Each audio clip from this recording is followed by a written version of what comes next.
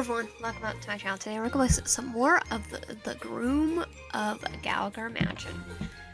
Or welcome to my channel if you haven't been here already. So we are going to start on another route here.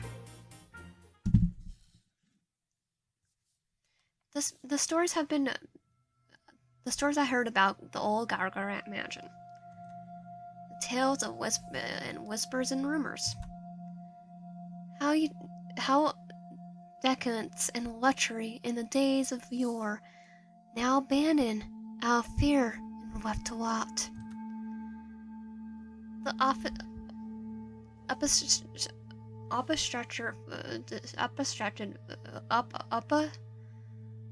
fascinated photos and promise of lost inheritance. The history strained by misfortune and blood, spilt in greed and ambition. None of them have done the place justice. Quite the opposite, in fact. They all made it sound much more exciting. Quite a quick look at Gallagher Mansion doesn't suggest anything special. It's one of many ancient, abandoned century-plus old estates around here. I never got the hype. These decrepit old places litter this town like fallen leaves. No one has bothered to rake up. It's a spot for college dorks to drink and hope no one notices. On occasion, the occasional haunted house for young adventurers, and home for a few basic ghost stories that some of the older locals take pride in. Heritage and horror in one neat package. Never notice anything extraordinary just by looking at it. Sure, close to midnight, an eerie old mansion far off the main road will spook you well enough, especially if you're alone. Luckily, I'm neither of those things. Well, technically I am alone, but not by myself. I fondle the phone in my hands for comfort while trying to avoid the frowns of the rose. No need to prick myself just yet, according to Taylor. Gallagher Mansion is abandoned. It's been abandoned for most of its existence. So why doesn't it look like a pile of splinters? Why are the grounds not overgrown with weeds and vines and poison ivy? Team, do you copy? What's the situation on the field? Over. Doing fine, Taylor. In fact, I'm a little disappointed. I was hoping for something more than a light breeze and maybe a darker and stormier night to really set the mood. Over. Don't jinx yourself now, buddy. Optimal weather conditions will make the mission easier for you and me both. Over. You know, you don't need to say over when we are on this phone call, right? We could talk and hear each other at the same time. Over. A pause. I could almost feel Taylor's pal on the other side of the line. I'm serious though. So far, this may as well be an even stroll. Keep your guard up. If my sources are accurate, I'm like 90% confident we'll find something in this place. The voice in my ear is Taylor Potts, my longtime dorm bestie at Xavier University, and the president of the college's Occult History and Science Investigation Club, aka the OHSIC. Meanwhile, there's me, the vice president, if only because I'm the only other member who constantly shows up to the meetings, and that's mostly because I feel bad for Taylor putting all this work for the club. That's why I'm here tonight, of course. Why I'm in the steps of Gallagher Mansion, dressed to some very uncomfortable nines, with a desperate ghost hunter walk me through the desperate plan. Long story short, the student union is a meeting away from dropping the support for the OHSIC.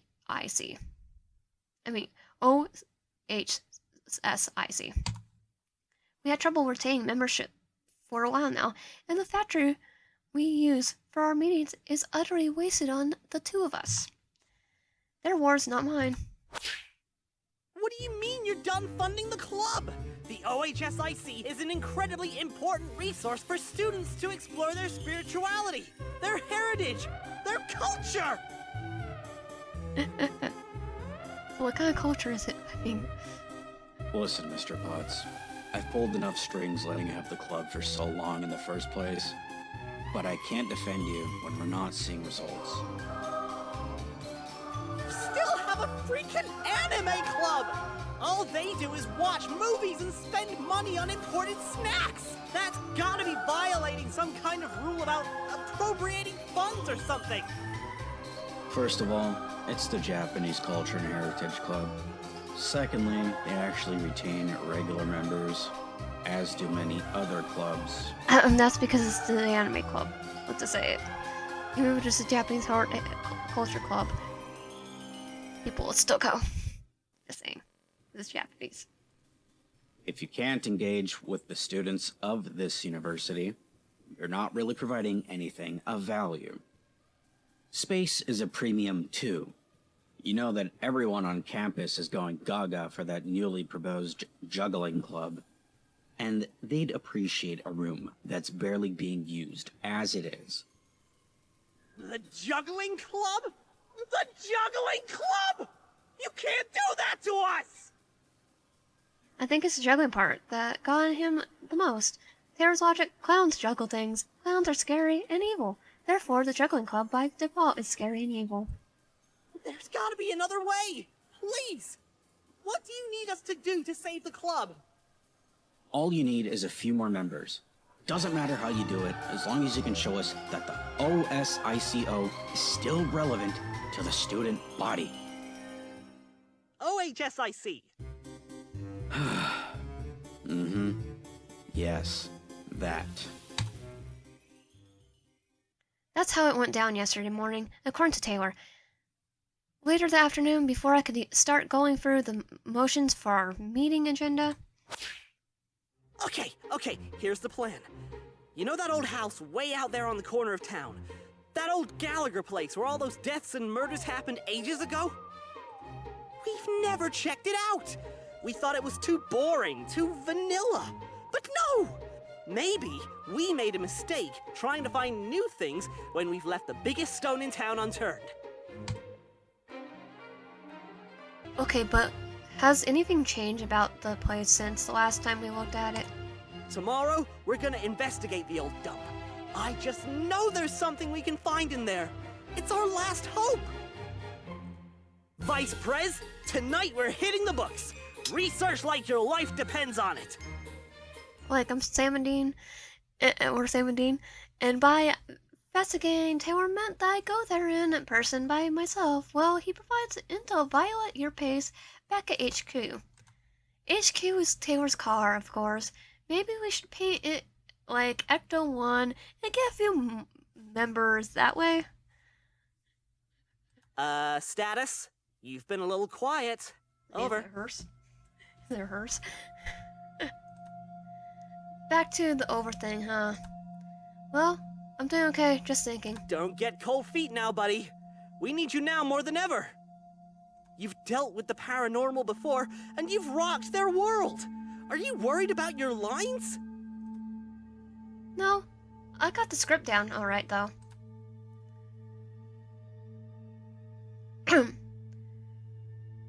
I'm worried about tripping on my own gown.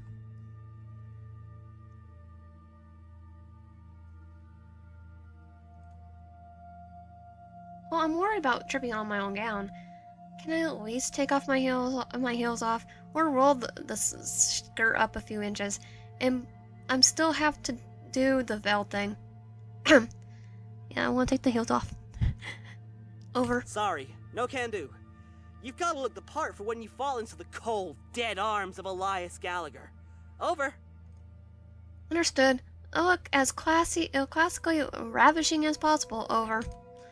And I say that I quietly adjust my outfit anyway. Taylor can't see me over the earpiece. Anyhow, I may as well be comfortable, and maybe even a little dispaved. as benefits someone with my sorrowful tale. I'm at the door. How's the rose? Impeccable. Then go for it, buddy. You're about to change our lives.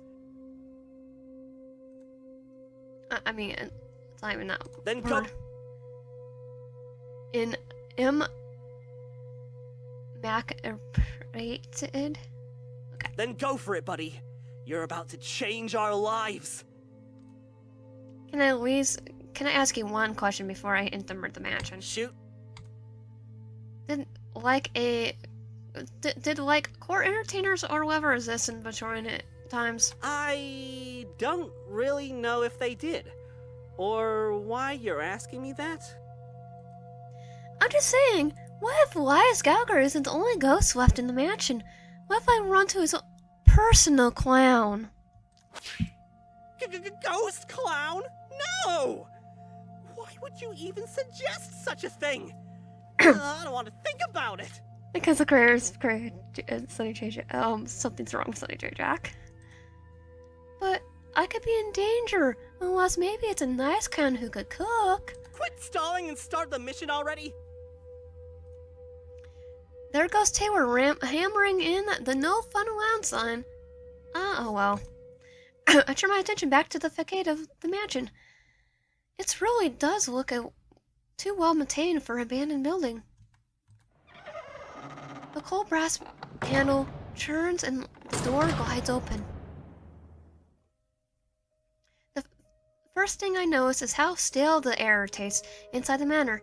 The first thing I notice is how cold it is in here, even compared to the light breeze outside. The atmosphere is unnaturally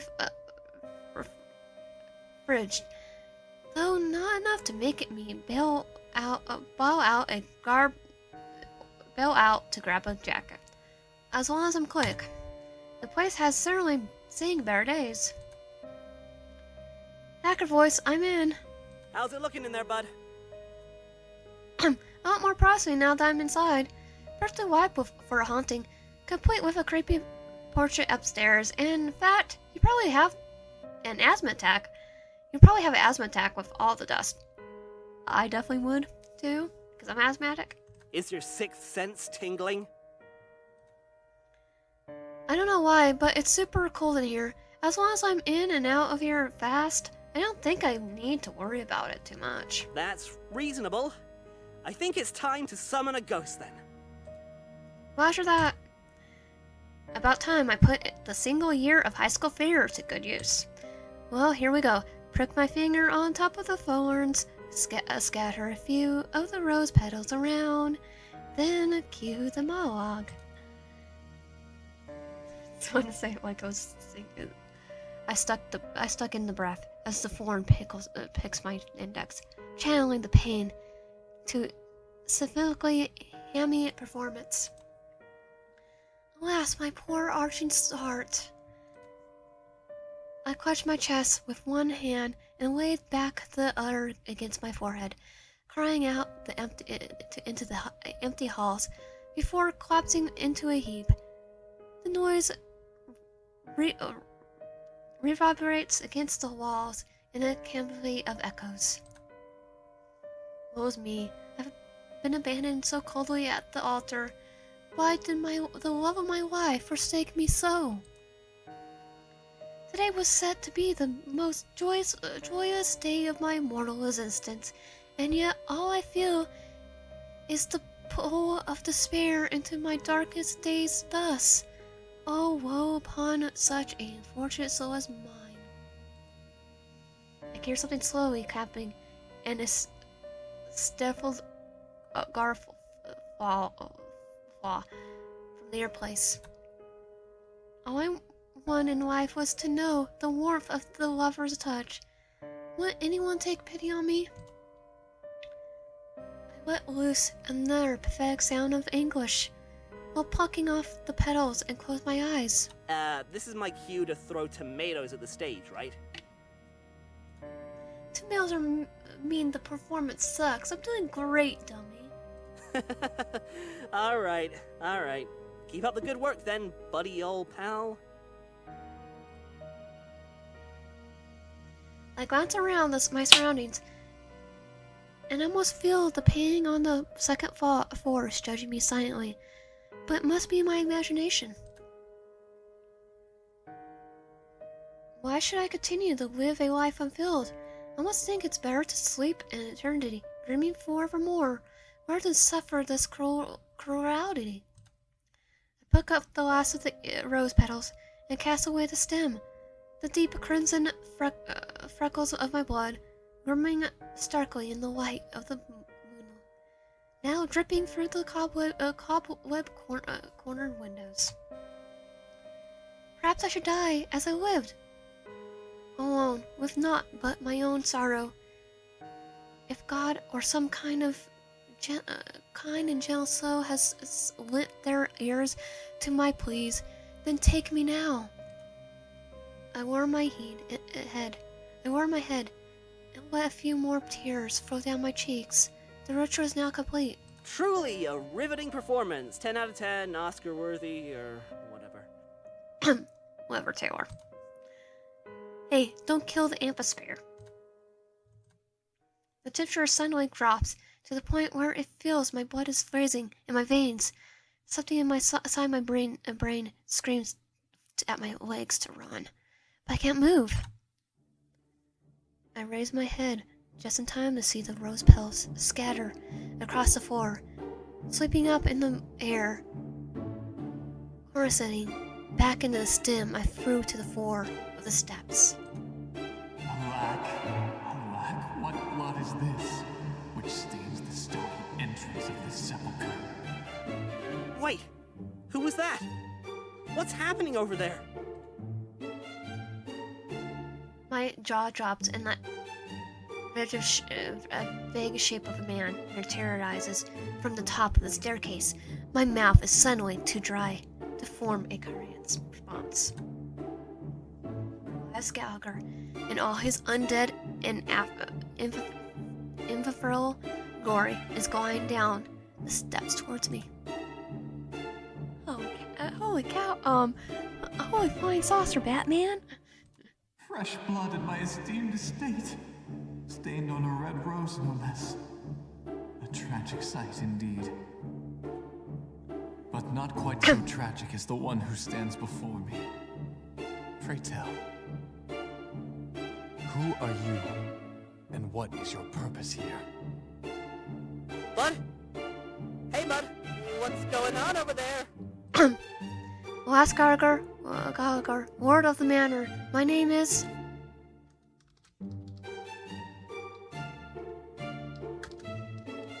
Digital Wave. And I am but... someone's bride. I am Digital Wave, a bride who has been abandoned at the altar on the day of my own wedding. With a broken heart in my chest and tears in my eyes, I sought solace in a quiet place away from the ceremony and found myself here. Ah, you poor dear. You and I are not at all dissimilar indeed. I am well acquainted with tragedy, and know that your wounds need tending to at once. Tell me, would you like to forget the cur who broke your heart? Hook, line, and sinker! Oh yes, I will not hesitate if there's such a way to ease my sorrows, but I fear it won't be a simple matter. Nonsense, my dear. I can melt away your anxiety and regrets, for it is within my power as long as you remain inside these four walls. Now, will you accept this rose, darling? Holds out the rose to shred up. I shredded up not too long ago. The blood gone, and the petals and thorns absent from the stem. Hey, Bud! What's going on there? The line's going haywire over here. Because I found a ghost. I reached up towards Elias and take the rose from his hand, and her knuckles brush against her. His touch is deathly cold. I will. I'm requesting a report! Do you need backup? Answer me! Wonderful, darling. Elias' hand glides up to my cheek, caressing it gently. It phrases through my skin. Now even death won't do us part.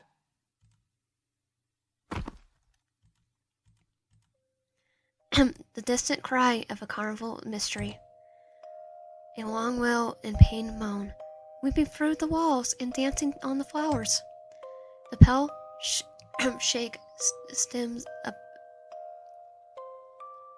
stamens and pristine timbre, and the perfume avalanches upon me, a beyond sense, as strong and forgettable as sun. I would have asthma attack.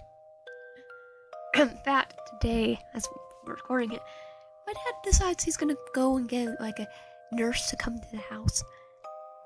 Both me and mom are having problems because she put perfume on. Ooh, okay, I thought nurses weren't supposed to have perfume, especially if you go to someone's house. Especially if if you're a traveling doctor or something, you wouldn't put perfume on because someone could be allergic to it. Like in an actual doctor's office, they're not supposed to have perfume.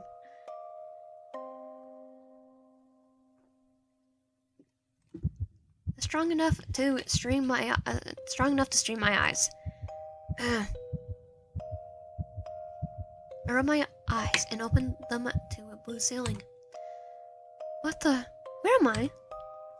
As I ask, the wails and moans shake my bones, cease. They were my breath, just my breath. And the carnival mystery?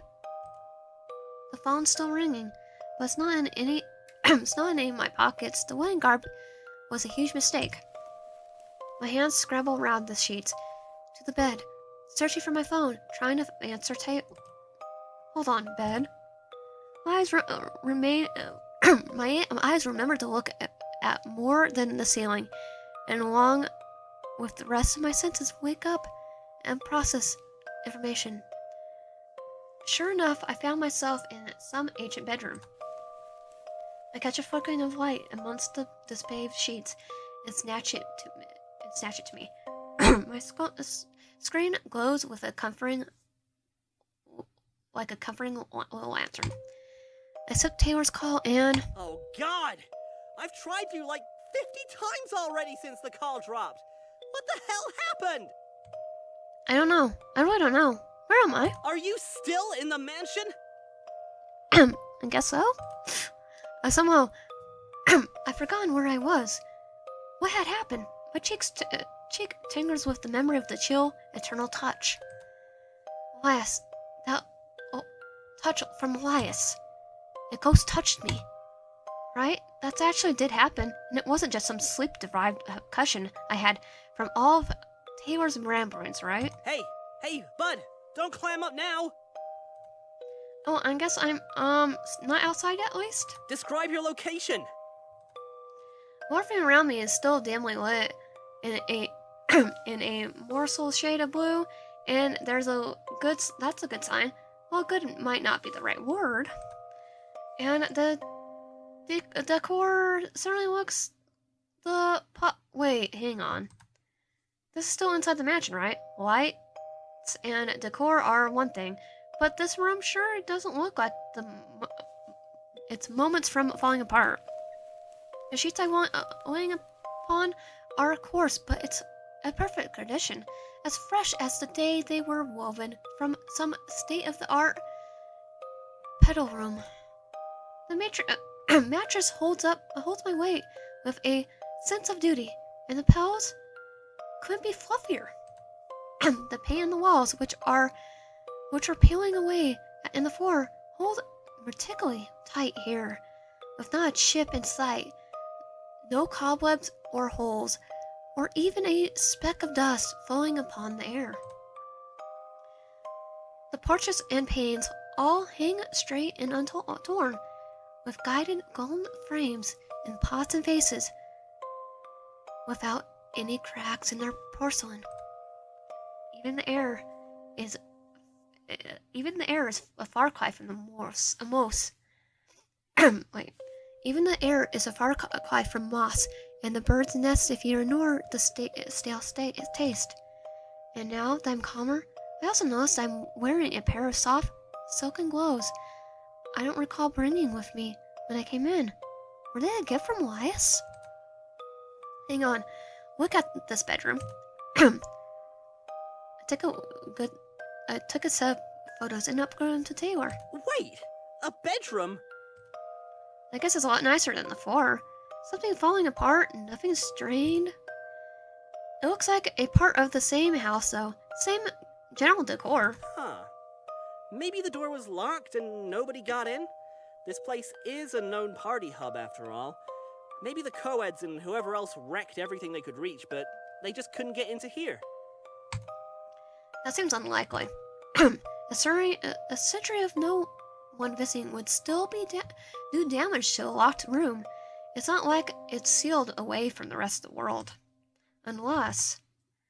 Was it just this room? A special place for me? Hey Taylor, can I ask you a favor? Yeah, what's up? Can you, brief me on the mention again? You're kidding, right? I just woke up. Wait. You're kidding, right? I just woke up. I'm pretty sure that there's a ghost flying around eager to meet me. So I came here. Okay, so come on. Yeah, alright, you're right.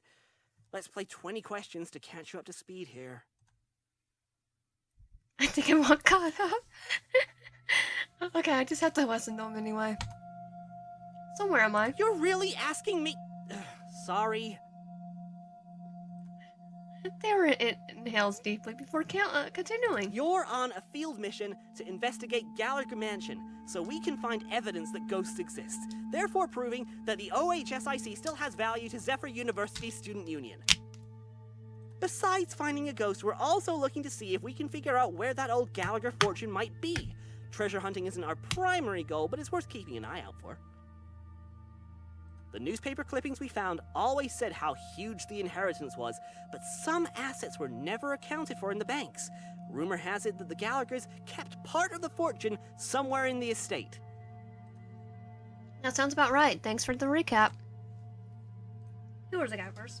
So, who exactly were the Gallaghers in the grand scheme of things? The Gallaghers were a well-off military family from Europe who came to America in the mid-1800s. Archibald Gallagher, the patriarch of the family, found success as a cornmeal baron. He married a woman named Mildred, and together they had a total of 7 children. All of the Gallaghers were quite exceptional, except for... Elias. Elias was the black sheep of the family. All of his other siblings were born strong and healthy, but Elias's birth came with a lot of complications. He was bedridden for most of his life, wasn't he? Pretty much the epitome of the sickly Victorian child trope. I don't think you should put it that way. I can almost hear Taylor's shrug from the earplace. How did the Gallaghers die?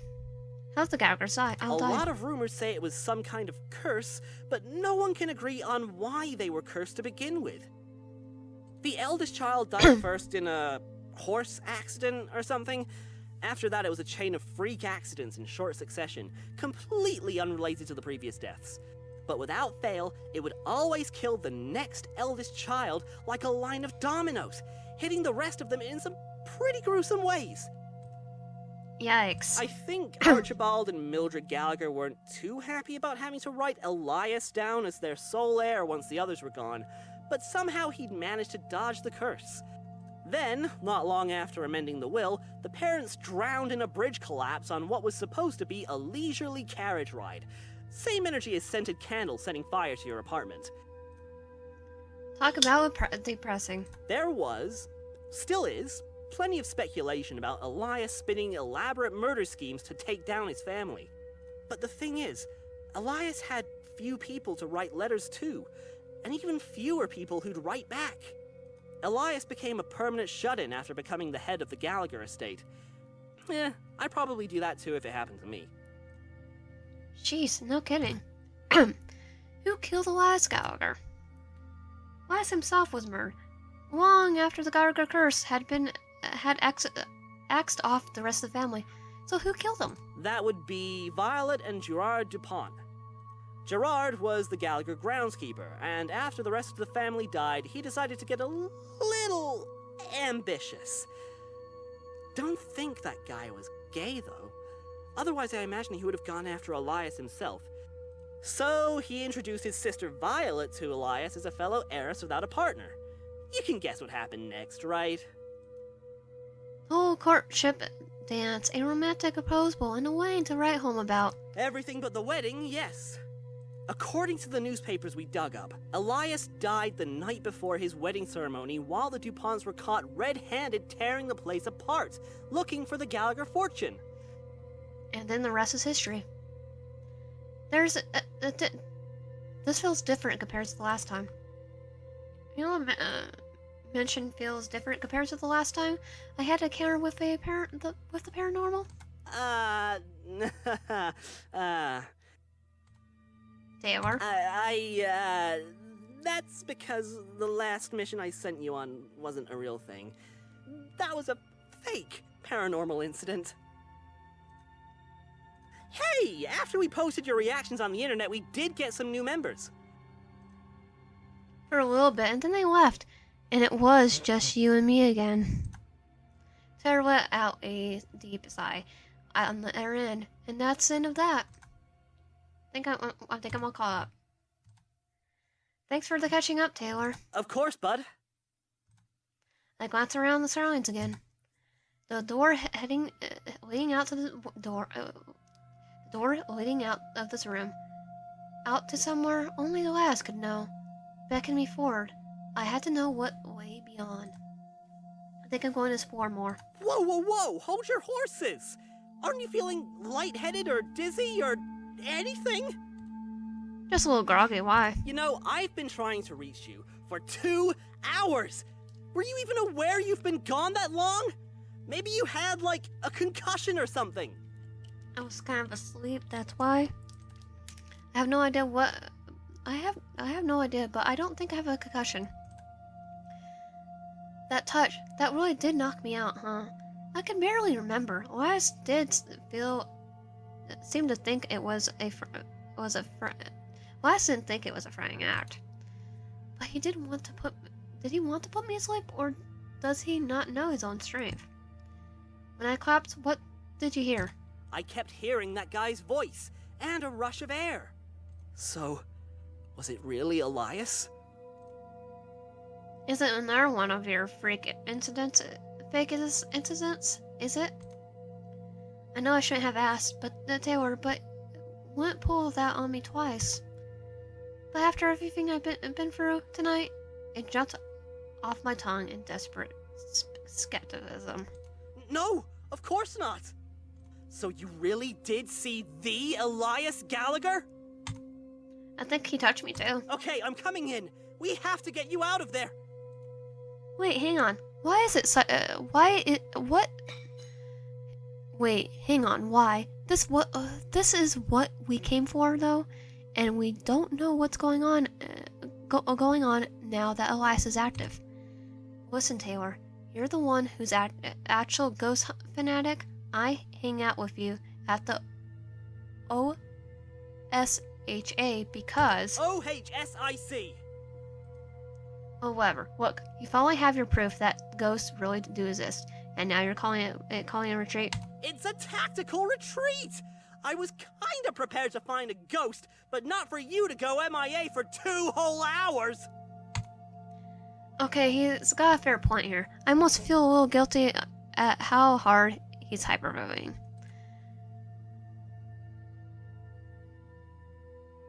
I'm sorry for worrying you. Taylor. If I'd known that it was gonna... okay. Oh, I have to say that. No. Sorry for worrying you, Taylor. If I'd known that I was gonna clock out for 2 hours, I would have tried to avoid it. I'm just really glad you're still here. I don't know what would happen to the OHSIC if I lost you. I'm a little irked that his first priority seems to be the club rather than my personal well-being. Though I don't have the energy to die on that hill. So, if that ghost had the power to put you to sleep, he must be a lot stronger than we anticipated. I don't think he's gonna hurt me though. After all, he wants to court me. You two just met! That's rushing into things. You haven't met Peter. Or Sonny J. Jack. Oh wait, you'd probably be scared for Sonny J. Jack and run the other way. So much for catching his breath. That was our plan, wasn't it? To trick him into thinking that I was supposed to get married, and well, we succeeded. I could just barely hear the faint gashing of teeth in their wind. Right? Yeah. Okay. Look, I'm still coming in to give you a hand. I trust that guy about as far as I can throw him. Which isn't very far, well, considering, you know, he's a ghost. Well, if you're coming in, I'm heading out. Don't know what I'll find, but I'm bored in this bedroom. No, you stay right there. We have no idea what that dude's up to. Well, according to you, I was sent on this field mission because I have a stronger body and no dust allergies. I do have dust allergies. I have asthma. And just stay on the line, alright? Let's see what happens. The door opened to a house alive. The chill is gone, and the dim light from the window flows through the walls like a river undammed. I think it's the same house. After all, the walls are chipped, the floorboards creak, and the 100 oriental doors beckon to be opened, and mystery beyond each and every one. Just as lost now as I was before I fell asleep. I'm out of the bedroom, no signs of Elias, and any other ghost for that matter. I think I'm still in the mansion. Ugh. Okay then, I'll stay put for now. But if we're gonna do this, then you need to give me a status report. Okay, fine. Okay, but you know how how cold I was when I first entered. Stop the problem anymore. The matter is one step down from cozy.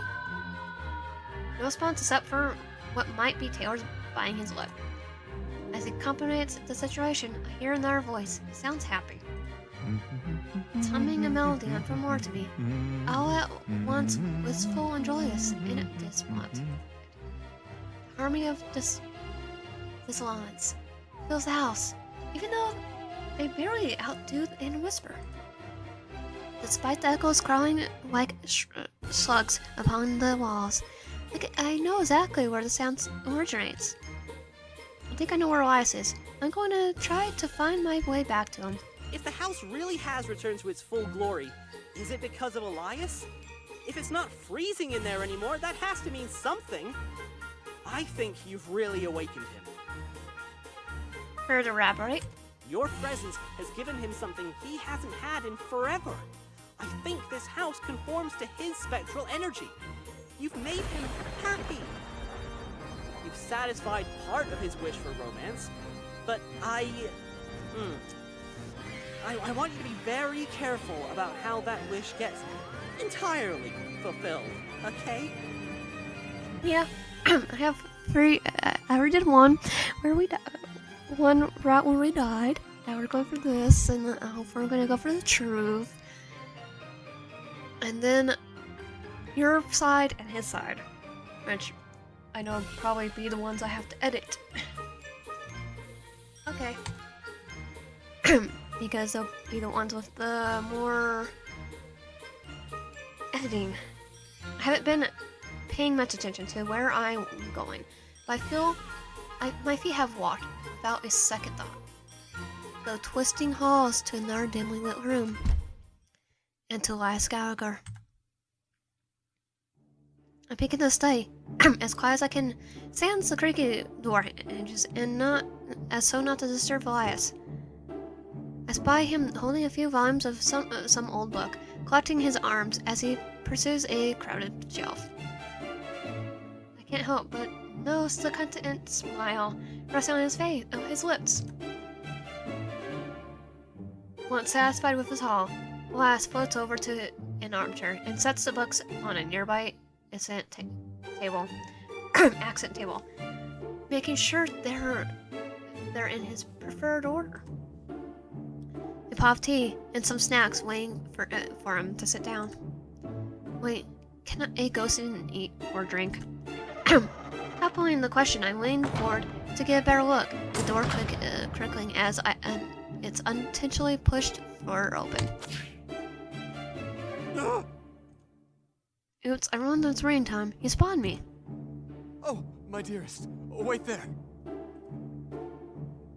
He rolls over, ghostly tail slicing through the carpet. In a quiet instant, Elias floats before me, chest puffed dramatically. Please, my dear. You mustn't wander around. Things remain out of sorts. Ugh. I do my best to ignore Taylor's annoyed groan. But when I hear your humming, my feet begin to move on their own accord. Why you must have summoned me here to grant your company? Sure, the line was cheesy, but it wasn't wholly inaccurate. I was drawn to Elias somehow, by something. And here I thought I had been quiet so as to not disturb your slumber. Sincerest apologies for rousing you from your rest. No need for apologies, my dear. I've already woken. Elias cocks his head. And yet, that changes little about the unreadiness of this manor. After all, I have to do all this cleaning myself. Simply look at the state of this study. Oh, it's so far gone from its glory days. Didn't you say it was pristine? I did, and I'd stand by that. Vargley Labs wish they were... Vargley Labs wish they were this clean. Either Elias is a perfectionist beyond compare, or he and I say in two different versions of the manor. And yet, I find the rooms quite beautiful. Just wait, and be amazed. I will have to find new staff quite soon. Sadly, they did not stay with me as I left my body behind. Oh, if only they had. Now, don't get too preoccupied with the staff. You have all the time in the world to replace them. On the contrary, arrangements must be made with all haste. Arrangements for what? Our wedding, of course.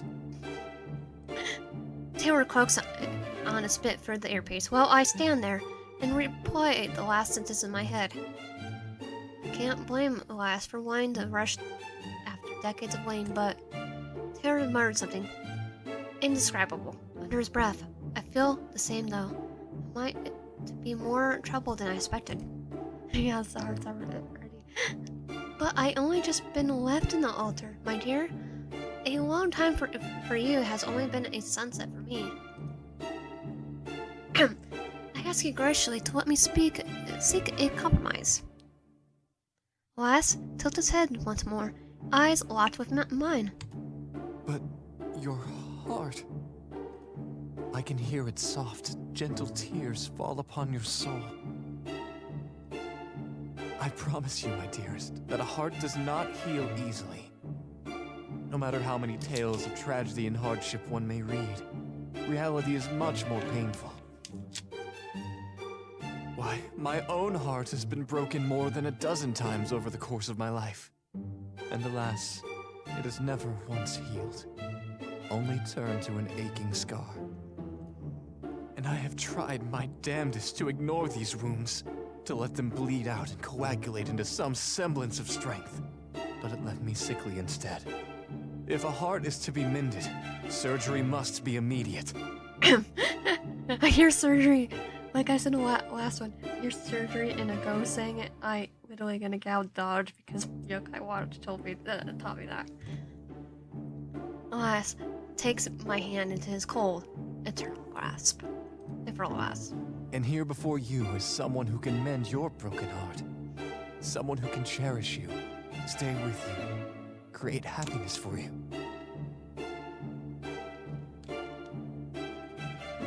I never had that chance in my own mortal life.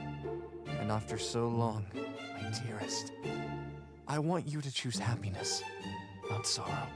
And I want to be the one to give you that happiness. I'm flattered. Something in his words rang truer in my heart than I could have expected. All I'm doing is playing along, acting my part. But if I had actually been left at the altar, would I? Whatever you do not trust him at all. Says a ghost fanatic. Tior's voice snaps me from my thoughts. But also, don't do anything to upset him. Play it as cool as possible. Elias gave you a very thin rope to walk. Don't fall down. Do you understand? Okay, I got this. We can walk a tightrope, or at least fake it. Why not show me what else there is to Elias Gallagher? Let me indulge in my groom before I marry my husband. Yes, we shall do that. But I cannot wait forever either. The taste of eternity I've already supped upon is nigh unbearable. Join your groom in helping him plan our wedding. Turn once more grumbles something inaudible. And what does my groom need help with? Let's give it some thoughtful pause. Now let me think. I'd love your assistance with the floral arrangements. I have all the flowers of New England in my hands. It shall be difficult to select only a few. To prove his claim, he presents the open palms to me and a smorgasbord of tiny sample flowers, sprout, and broom in my purse. There's so many. You have to narrow it down for me. Else I could never choose. And surely you want me to be selective. Of course. And after that, a cake. I know my grandmother's recipes are still in this house, and I should set off on finding them. I've tasted them all when I was still in the flesh, and they're delightful. As such, I leave the choice of cake to you. I could certainly do that. And finally, since you'll be marrying into my distinguished family, I'm eager to bestow upon you a gift suitable of that prestige. I shall lead you to my treasury and introduce you to the family jewels. Yours sniggers. I can't help it. I laugh too, but try to mask it tastefully. Delightful. So I shall pick the jewelry I wear for you? Precisely. Very well. And with that, I believe we can reach an agreeable compromise. Then let us begin. Take my hand, and I'll lead you to the greenhouse. The last hand isn't certainly as cold as earlier, but my fingers trace through him just slightly, all the same. It's enough to simulate the gesture of holding hands, at least. Satisfied with the arrangements, he leads me out of the study and back through the halls. As we walk, I re-examine my surroundings. It really is hard to believe just how much of a glow up this place got. Hey, partner. How are we holding up? Splendid. I always wanted to hold hands with the man I love. Last cast me sideways, and I glance and blush. I don't have the heart to tell him I don't really mean it. We paused for the floor on our way to the other end of the manor. 2 hours. I was knocked out for, Elias practically dragged me out at this point. The set house is almost identical to the other side, sans the broken double doors surrounding the corner. Elias faces through so he can unlock and hold them open for me. After you. I take a step through the doorway and enter a world of flora.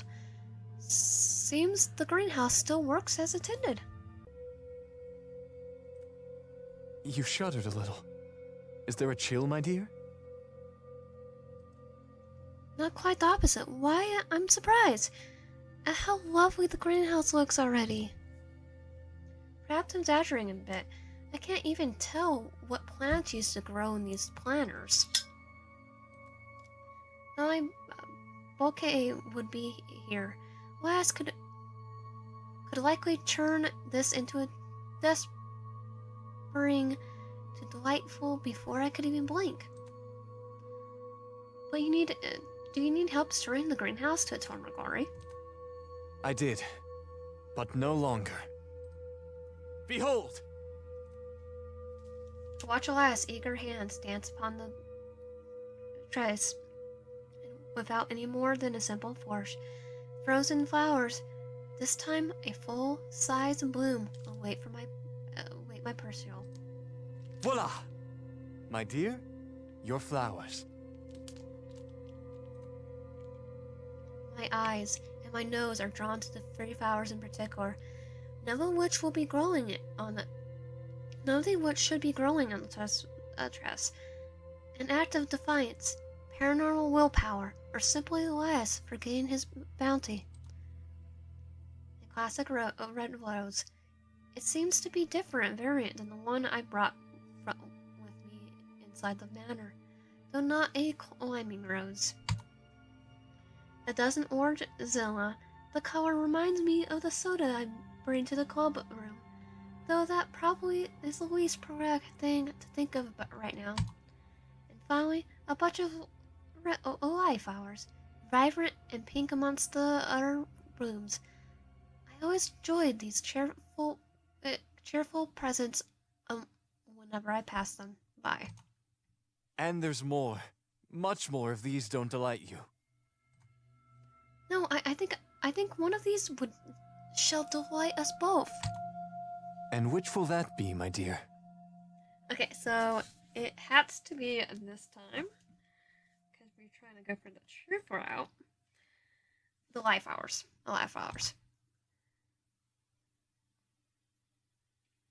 Because roses mean will go for his route. The Xenons will go for Tyler's route. And this one will go for the truth route. The live flowers. They're so delightful. Looking compared to the others, I think they make a perfect stand centerpiece. I see. They may be delicate, but they're passionate. Lyre flowers, also known as bleeding hearts, lady in a bath, or even Venus's car, are flowers representative of a kind soul. They're perfect. And what other perfect petals may we pick for this bouquet? There are many accoutrements to select from. I trust you to choose well. Let me see. My hand graduates towards a bunch of simple white flowers to go with the live flowers, while I ignore Taylor's childish whining over the earpiece. Ah, white poppies. They live in the realm of dreams, and kindness, and consolation. More white. Bright roses, something simple and basic. Flowers of purity, reverence, secrecy. My instincts lead me to a handful of tiny little purple pinpoints of petals. For a scent, I pose. The stone crops are tranquil, serene. A cure for a broken heart. Good choice so far? A frown tinkles Elias's lips. Yes. You sound unsure. Not just unsure, but almost as a very of a panic attack, though that probably isn't a good thing to say to him. They're very familiar choices to me. And perhaps familiar to you.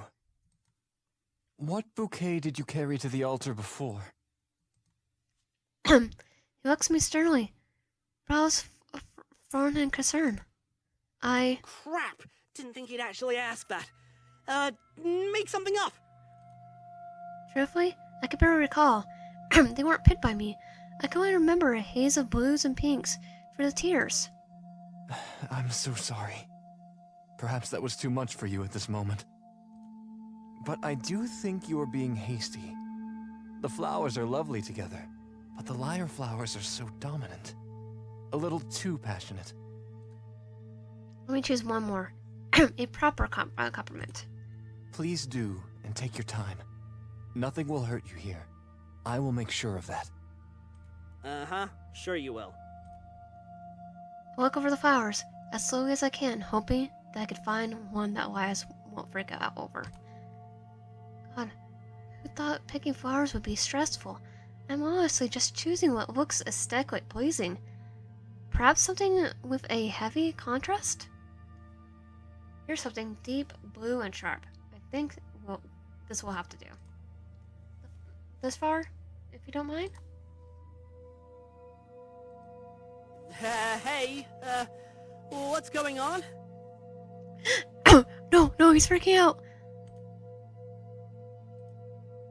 Maybe not, dear?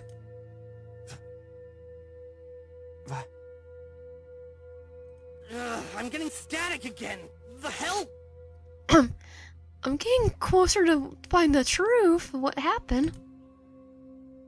You can say no. Violet.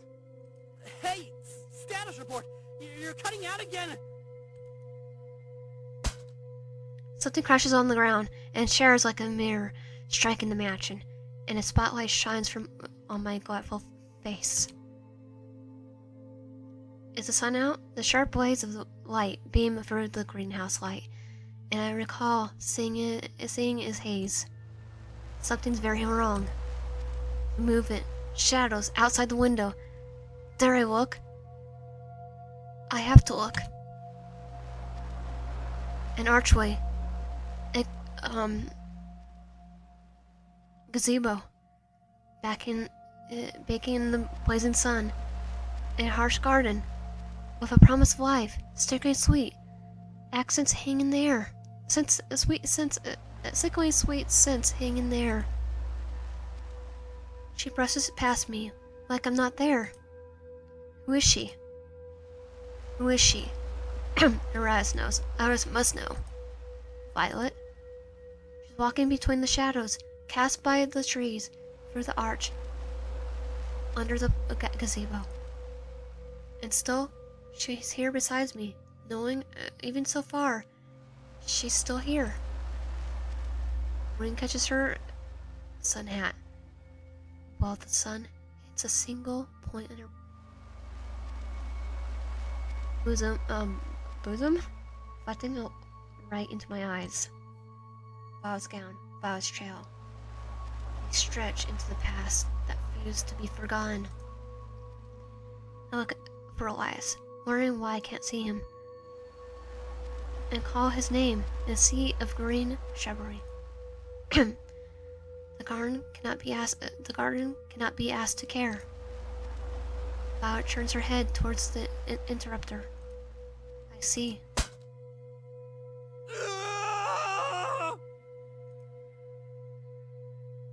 Elias crumbles towards the ground. Without thinking, I try to catch him in my arms, to keep him from collapsing. Well, as much as one can, to keep a ghost from collapsing at least.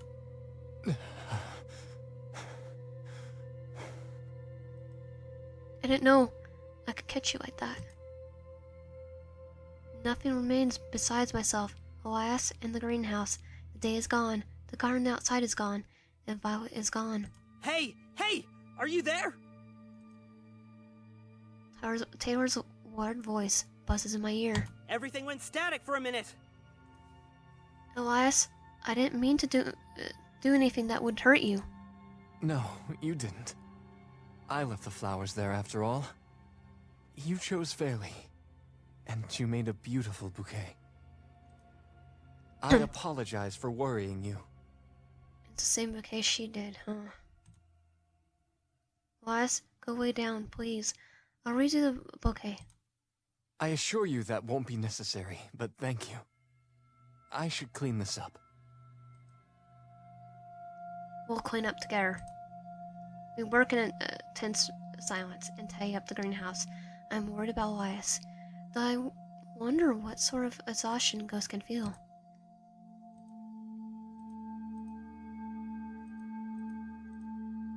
My gratitude to you. I'm afraid I must take a moment to gather my wits before I look for my grandmother's recipes. Do you want me to accompany you? I'm flattered, but a bit of privacy would be appreciated. I understand. May I look around the manor while I wait? Elias stares past me, not answering for a moment. You may, so long as you stay on the ground floor. And please, excuse the state of disarray the rooms may be in. He bows and returns his gesture, not long after he phases through the wall, with me alone in the greenhouse. Okay, you alone? Who was that woman? You heard something? I heard someone whispering through all the static. A woman, I think. Didn't sound like anyone I recognize. I think I met Violet the Pont. Is her spirit there too? It was more like a vision, I think. I don't know. Just let me catch my breath. Yeah, take your time. My steps feel heavy as I return to the hallway. I wasn't expecting a floral arrangement to be that intense. Steps feel heavy as I return to the hallway. I wasn't expecting the floral arrangement to be that intense. Hey, are you doing all right now? I'll live. Might be time to see what you can get up to before your rendezvous with Elias. I nod my head as Taylor can somehow see through. As if Taylor can somehow see through my earpiece.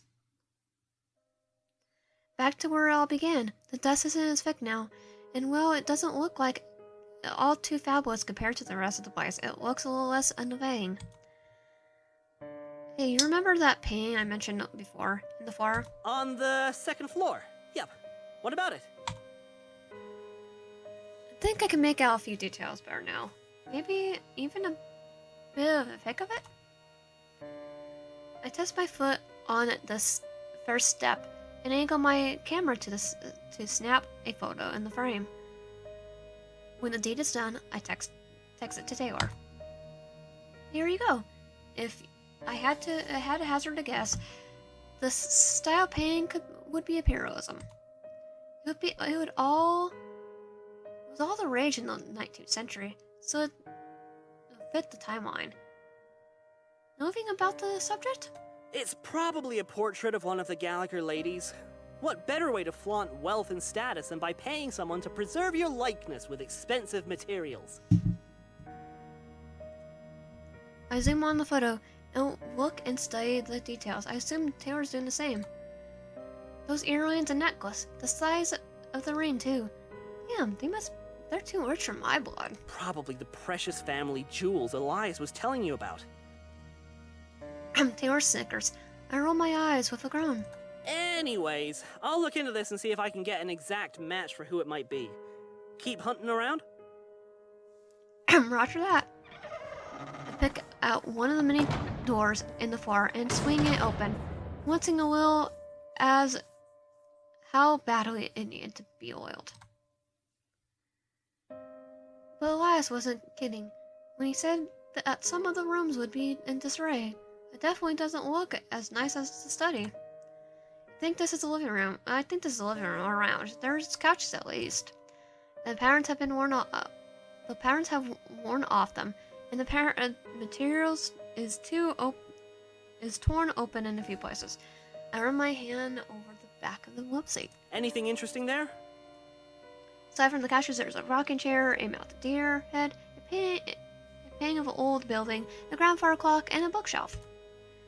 Elias hadn't worked his magic here, so it's a bit disparate. I investigate everything else before I take a look at the books. I don't know where to begin with that anyways. I inspect the deer head. I look over the mounted deer head and peer into the soulless, long dead eyes. Tax Marie always freaked me out, at least as a kid, and it never changed as I got older. The Gallagher men liked to hunt for sport, didn't they? All of them but Elias. From my interactions with him, he probably couldn't even hurt a fly. I don't really see the point of killing animals for fun. Like, at least eat the bites and, I'm actually surprised. I don't see any rifles mounted on the walls or for decoration. How big are the antlers on that deer anyway? Really small, nothing to write home about. Did you know that in the winter, deer, moose, and other mammals who grow antlers will just shake them clean off? Maybe they shot that deer in the spring when it was regrowing them. Oh, thanks for the fun trivia. I spit the clock. I peer at the face of the grandfather clock, frowning when I notice the hands are missing. I know annual clocks are a thing of the past, but I really like the aesthetics of a ticking clock. There's something about them that's so cool. You think so? I feel like they're too inaccurate. If a gear stops turning or the battery dies out, then you have to manually set it again. Digital clocks hook up to the internet so they don't have that problem.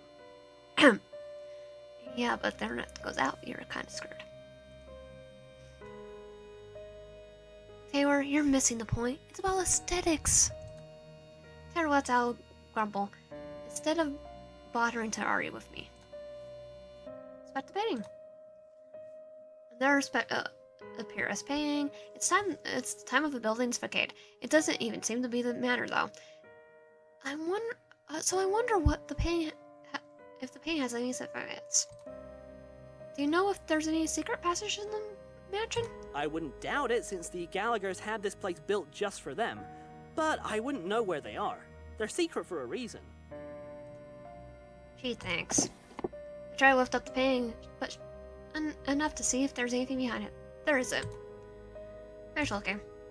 Hey Taylor, I looked everywhere else. Aside from the shelf, I'm gonna check out the books. Any ideas of where to start? Tell me what you're looking at. I scan the spines for titles.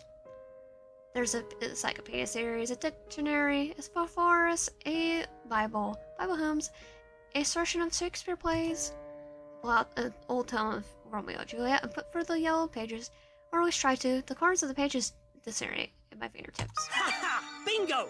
I finally got a match on that painting from earlier. Yeah, who is it? I slide the book in my hand back into the shelf before hazarding a seat in one of the couches. A moment later, Taylor texts me an old black and white photo. Check it out. That's Mama Gallagher herself. Mildred loved to host tea parties and dances at the manor. Always made a grand show of the family bling while she was at it. I don't blame her. She's quite very beautiful. She was the envy of the land until that Gallagher curse killed her.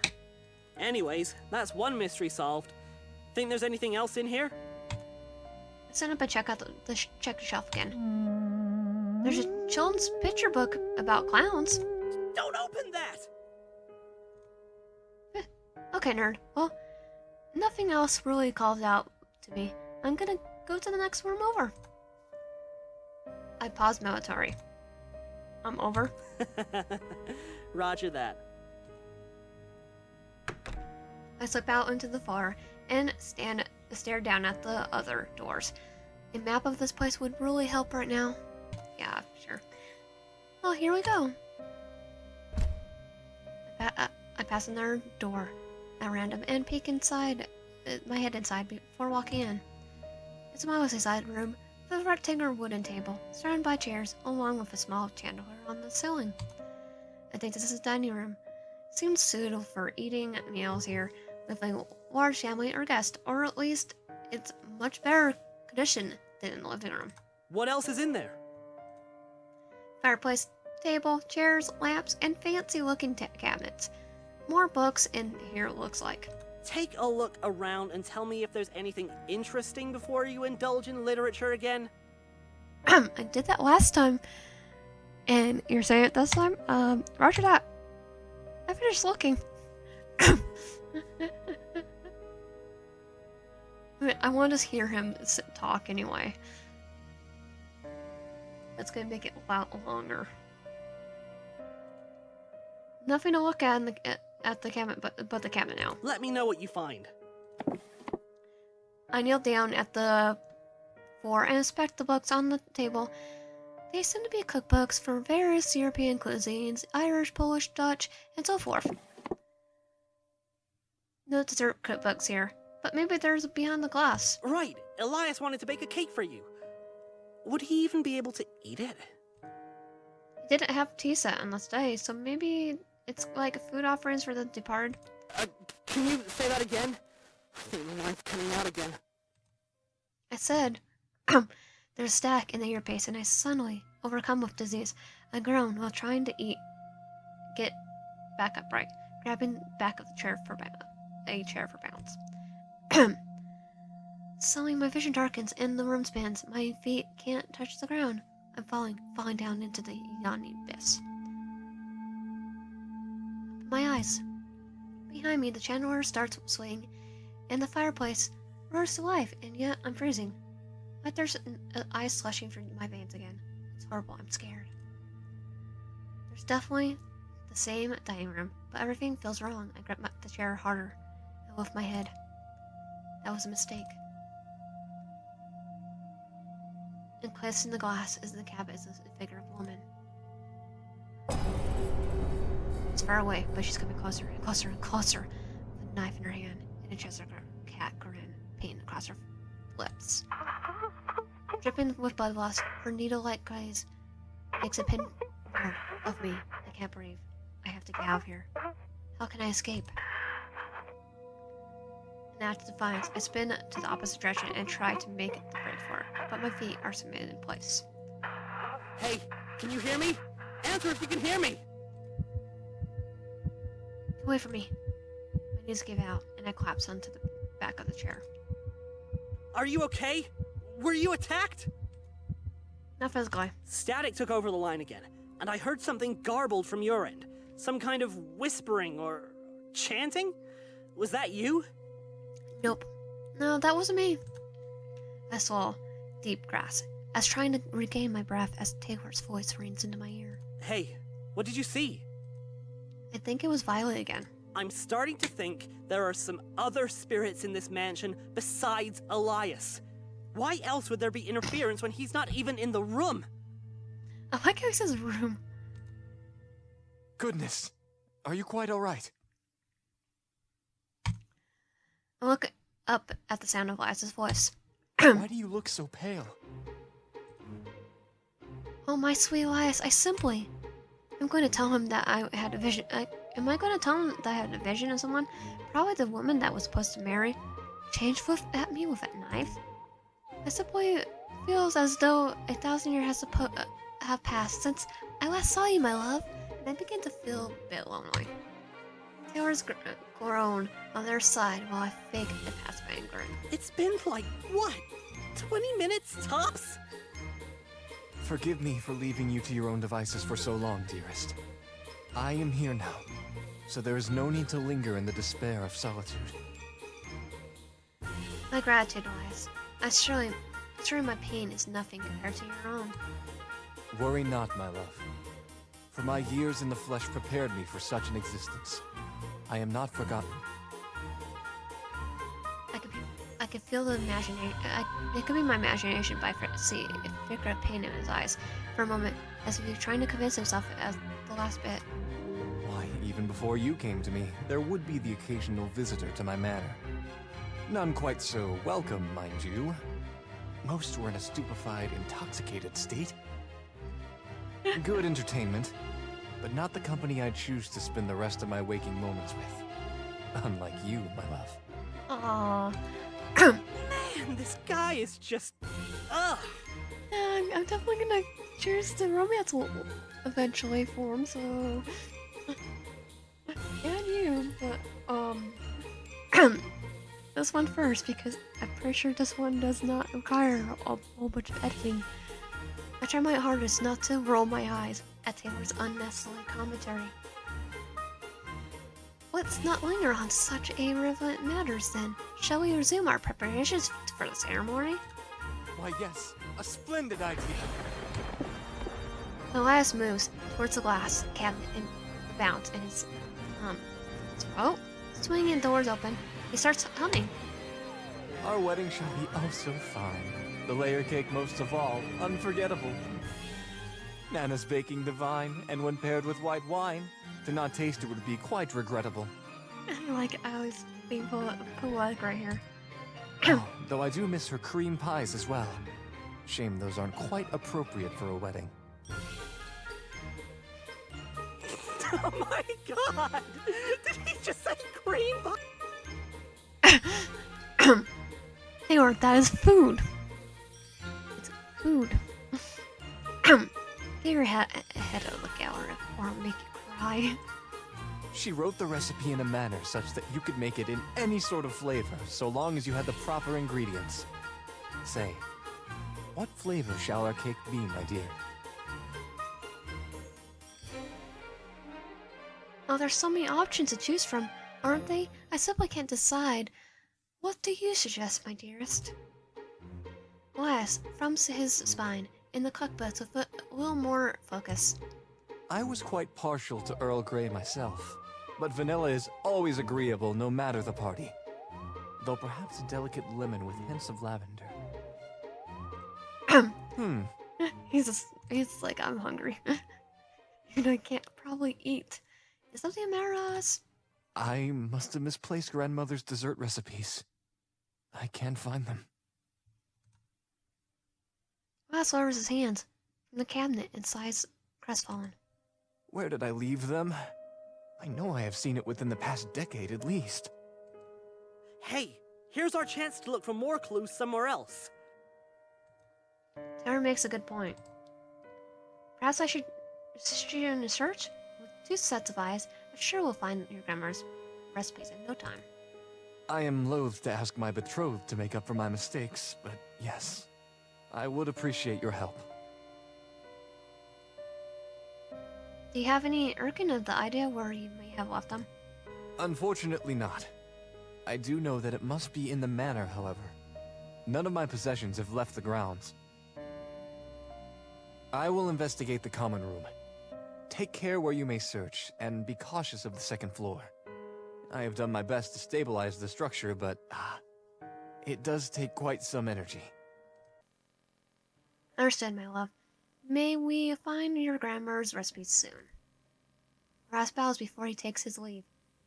Through the door, and I really said breath. I didn't realize I was holding. Is he finally gone? Looks like I could try looking around the 2nd floor now, but where should we start? Well, you never got to hunt around the study since Elias was hanging out in there.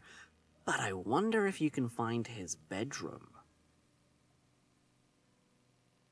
There were pauses, and when he speaks again, I could hear his voice waver. We also have no idea what caused that vision you saw earlier. Should we return to the study, search for Elias' bedroom, or stay here in the dining room where I saw that vision? I can only be in one place at a time. I'm going with study again.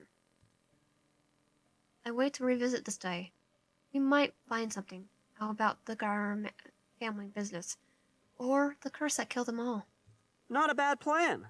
Archibald Gallagher made his office in that study, so he talked business deals there.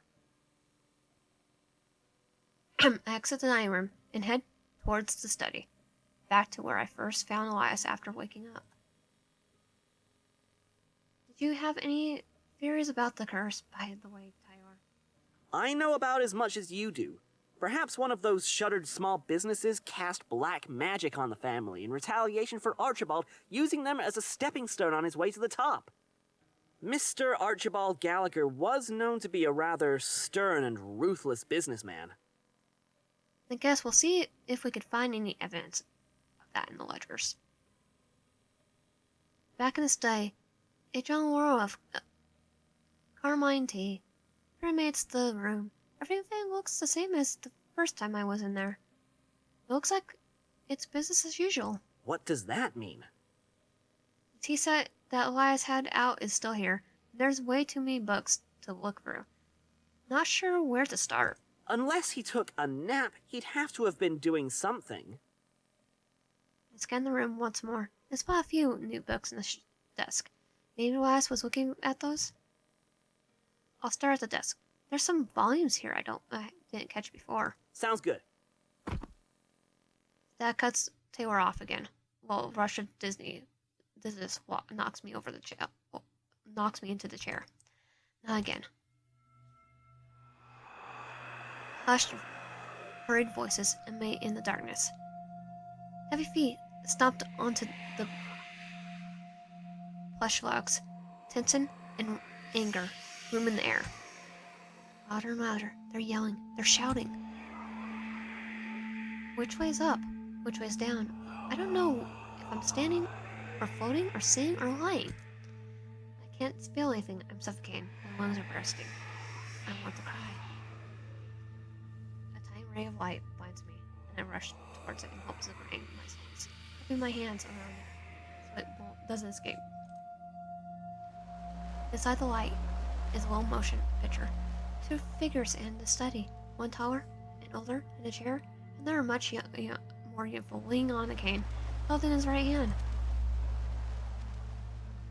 The figure is vaguely familiar, yet I barely recognize him. His skin is translucent and blue. It's Elias. Blast it all. Your sister died earlier this spring, and already we have to make arrangements for the next funeral.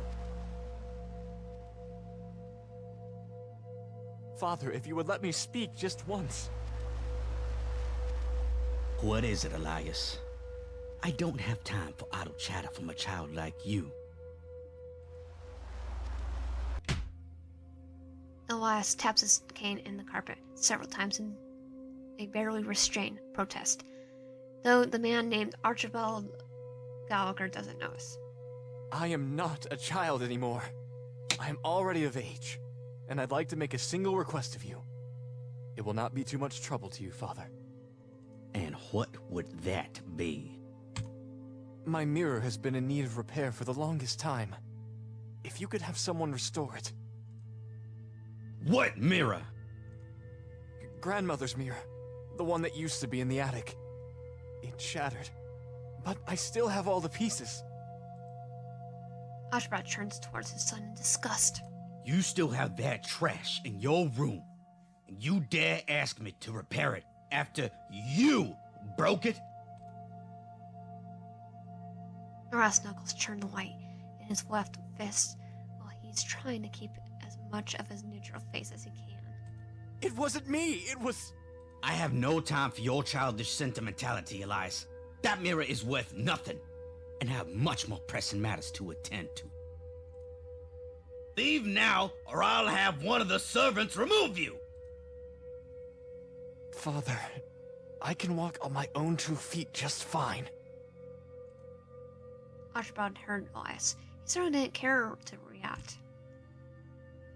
Elias grips his cane tightly before turning towards the door. In the process, our eyes meet. My breath hitches in the throat before I can muster the willpower to do anything else. And just like that, the scene disappears with a blank. Copy! Hey! Do you copy? Taylor. My vision adjusts, and suddenly I'm back in the study I walked into. The cold sweat clings to my skin. Another vision? Yeah, I'm not used to these. These things are way worse than the one time Taylor and I tried experimenting with weed and got bad patch. Okay, why is he experimenting with that? Because I have asthma attack with smelling it. Give me a status report. I slow my breath and grip the arms of the chair as I sink down. I landed in the chair at least, but this time I saw Archibald Gallagher. He was arranging the next family funeral while Elias wanted him to fix a mirror. A mirror? He said it belonged to his grandmother. I'll see what I can find out about it. Was there anything else? One of these things I saw was that Elias was using a cane, and Dad said something about having servants remove him, like he was an object. What the act? Yeah, Archibald, you're my enemy. My mom's disabled, so yeah, he's my enemy. I don't know. No. Archibald said it as if Elias couldn't leave the study on his own. Like he had a zero anomaly, and of course Elias was really upset. I'm upset about it. Take your time to catch your breath. Let me know when you're ready. I close my eyes and take another deep breath. These flashbacks, or memories, or whatever, are extremely tiring. But I assume they're all from Elias's life. I sure they're little. I can't believe he had to go for that. I almost want to cry for him. But I don't know if I had enough time to do that right now. I need to focus. I need to bring up a chair to the desk and immediately start rifling for the books. There are a series of large notebooks filled with sheets upon sheets of information, aged yellow with the passing of time. I think I know the old Gallagher business ledgers, journals detailing where all assets are as well. I think they are. I flip through more pages, more books. Their bank names, but no clue as to where the jewels might be. So close, yet so far. I reach to the end of and find a notebook and stare stunned at the last leaf. Unlike the other proper pages written in the black ink, a red skull screams at me. What the? What's wrong? The last page of the ledger says, "Those without fortune cling to what they can." It's written in ink, like someone was desperate. Wow, that's ominous and not helpful at all. What does it even mean? Elias is probably the only one who knows. Look for the ledgers once more. After a sigh, I put the books away. Nothing else? Only hastily scribbled locations. I think I better get going back. I quickly put everything away where I found it and stand up from the desk. After scanning the room one last time, I head out back to the hallway. Just a few paces from the study, I see Elias turn the corner with a giant grin on his face. Good news, my dear. I have recovered the recipes. No need to fret any longer. I jump as he floats closer, quickly trying to regain composure. Elias,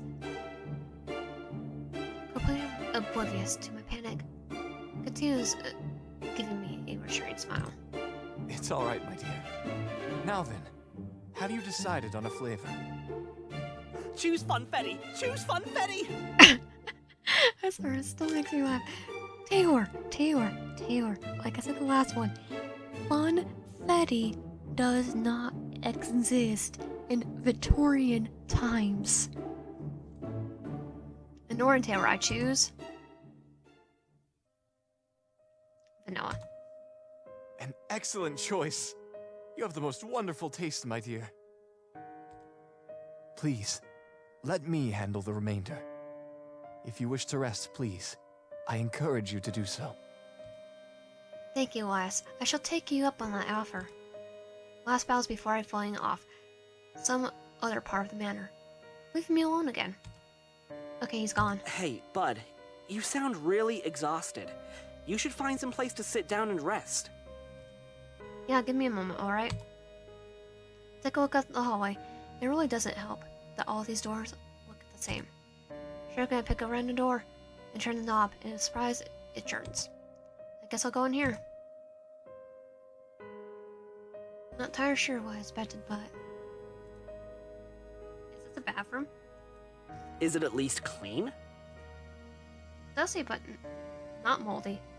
I'm sure I could sit down on the porcelain throne. I slip my ground to the side and close the lid before taking a seat. So how are you feeling?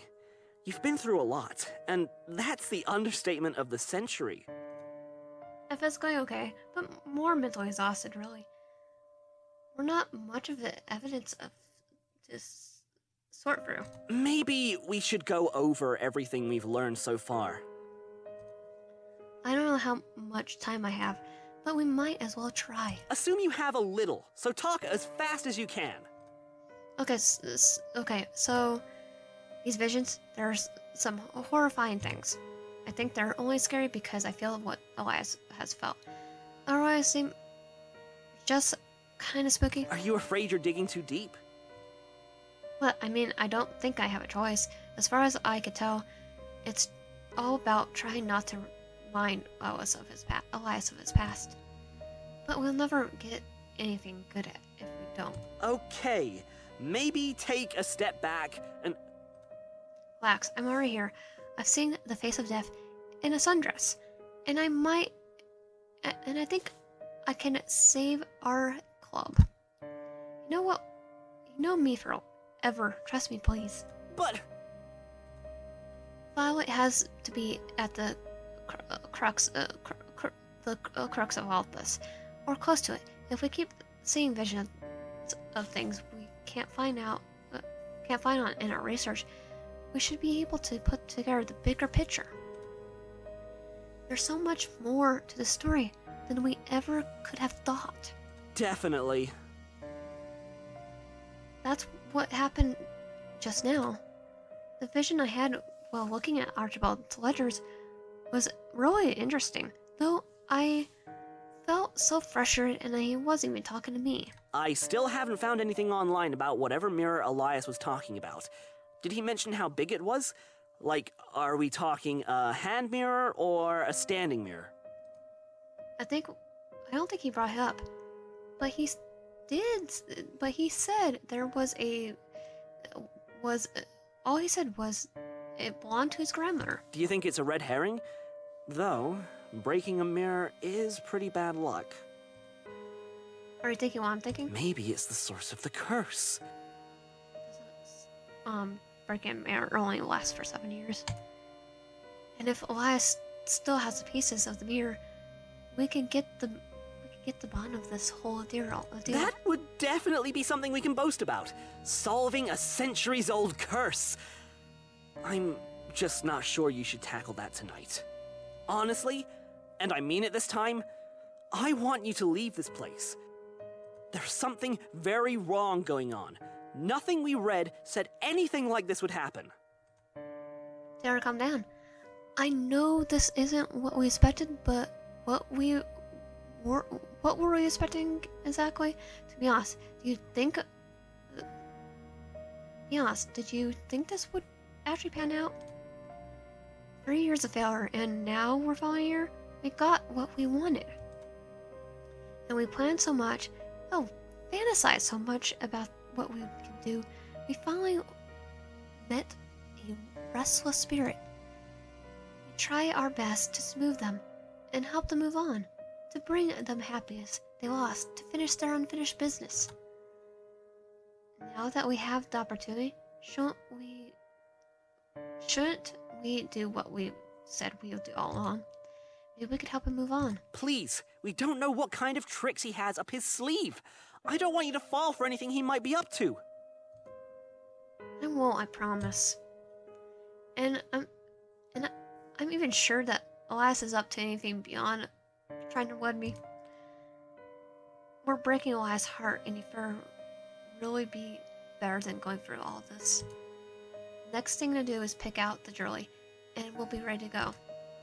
The wedding will probably be at the dawn. Maybe just before. I don't know for sure. Do you want me to stop? A little beep echoes in my ear. What? I checked my phone, and the beep means exactly what I think it means. My phone battery's almost dead. Crap, my phone's dying. What? Yeah, I was playing YouTube videos on while we were talking, drawing the battery real well. Oh, juice. You didn't bring a portable charger? Why would I? And honestly, I didn't think I'll be here that long, and I didn't have much time to plan. I'm coming in. But wait, you... I'm not leaving you alone in there with no contact. I'm responsible for that much. Stall for time. I'll see you soon. Over and out. The line goes dead. The pounding in my heart intensifies like a swiftly reaching a speedo. And like a errand busting from the melody, a voice trembling calls out to me. My dear, can you come to the living room? I have no choice but to oblige. As I step through the corners, each creak in my footsteps as thunderous as a waterfall.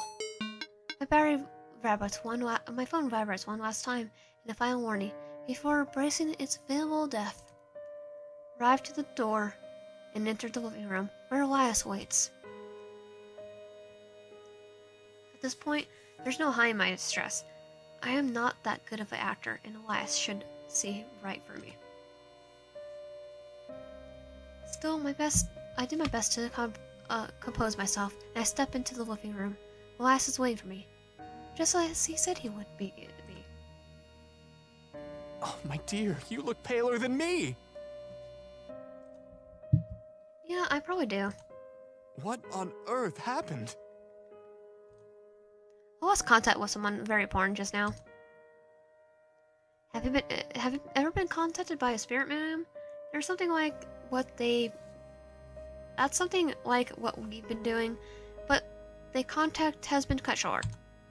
You've been talking with someone else? I have, but for my own safety. When I came to the manor today, I didn't know what to expect. I thought you expected me. I hoped for you, Elias, but until I came here, how would I know what was true?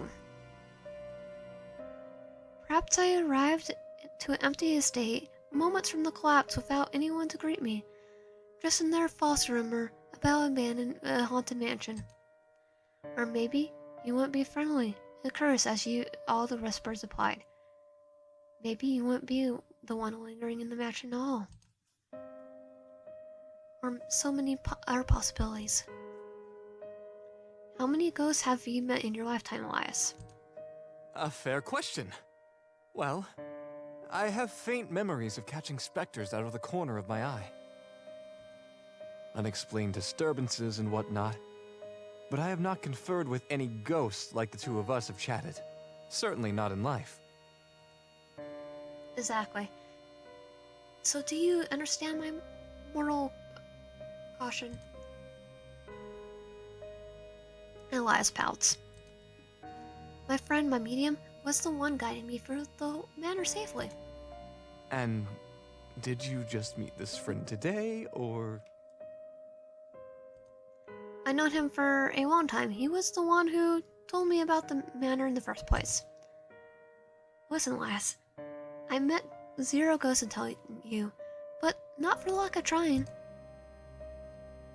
Both myself and Taylor, that's my friend, spent the better part of the past 3 years searching for paranormal.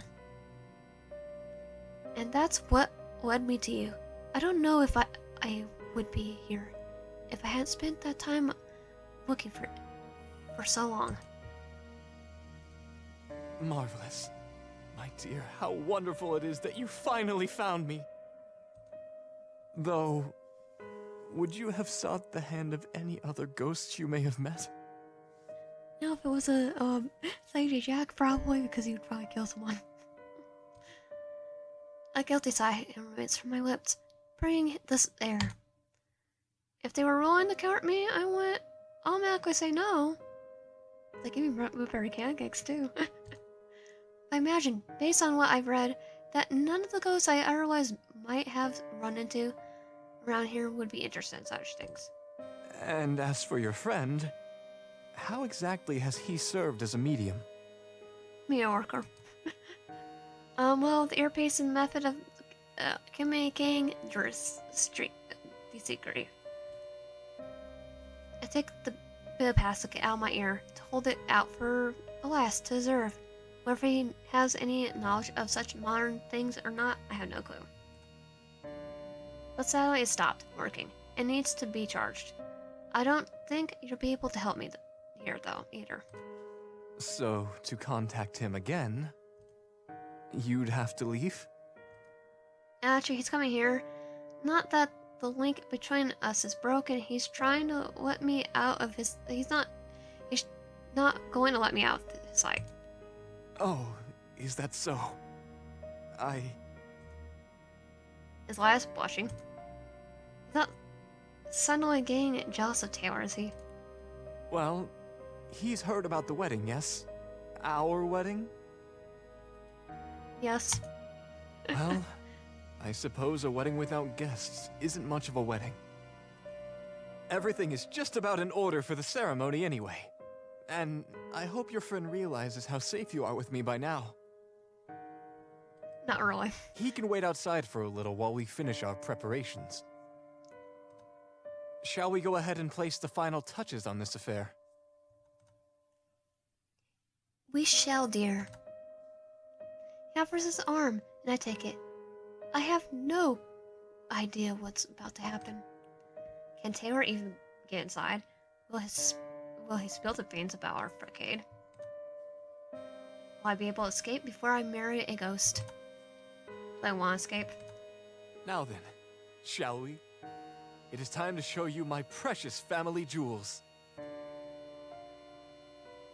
Elias and I make our way towards the staircase as I softly grip his infernal arm, and I watch it, his free hand grips the dark, megally railing. The stairs click a little too loud, and I lean closer to Elias, till him my hold on him tightens. Do not fret, my dear. These stairs are safe as long as you stay by my side.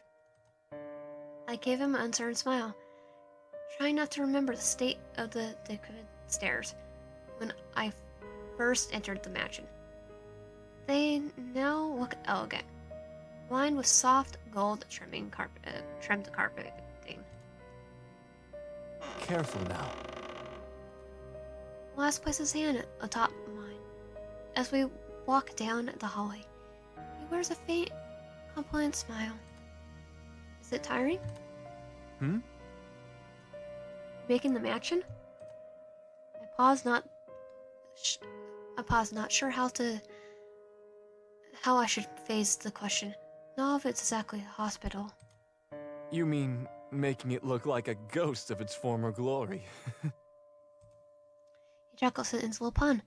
With a gentle pat of my head, he sighs. Admittedly, yes. It's quite tiring. But if it makes you comfortable, then I shall keep doing it.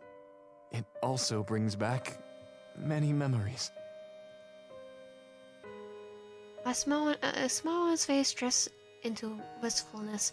For a moment, he looks almost sad. I bring it up. My grip on his arm loosens, and I give him a smile. Back. I think you've done an excellent job, Elias. Everything. I appreciate your kind words, my dear. He leads me to a door and opens it. Inside a bedroom similar to the one I woke up in, elegant and ornate, if not a bit barren. Just a moment, my dear. He lets go of my arm, making his way to a vanity. Instead of reaching for one of the drawers, he presses a hand against the wall, causing the vanity to lower and reveal a hidden compartment. I wonder how many secrets this place holds. Glass slips through the doors, inside the compartment, eventually pulling out a unassuming dark wooden box. He slowly opens it, revealing a ring, necklace, and a pair of earrings. Ah, here we are then. My eyes light up in the wonders of the jewelry. Sparkles even without any light shine to it. The ring is gold band with a large diamond in the center. A beautiful classic for a reason. Just the sheer size of the diamond alone catches my eye. Meanwhile, the necklace is a string of pearls with a ruby element on it, and so dazzling to gaze upon. It's like looking at a very definition of opulence. And lastly, the earrings are a drop pair of Victorian love knot in the base with an opal centerpiece. And a yellow to the green sapphire in the bottom. Do not hesitate, dear. Choose whichever your heart desires. Okay, we saw in the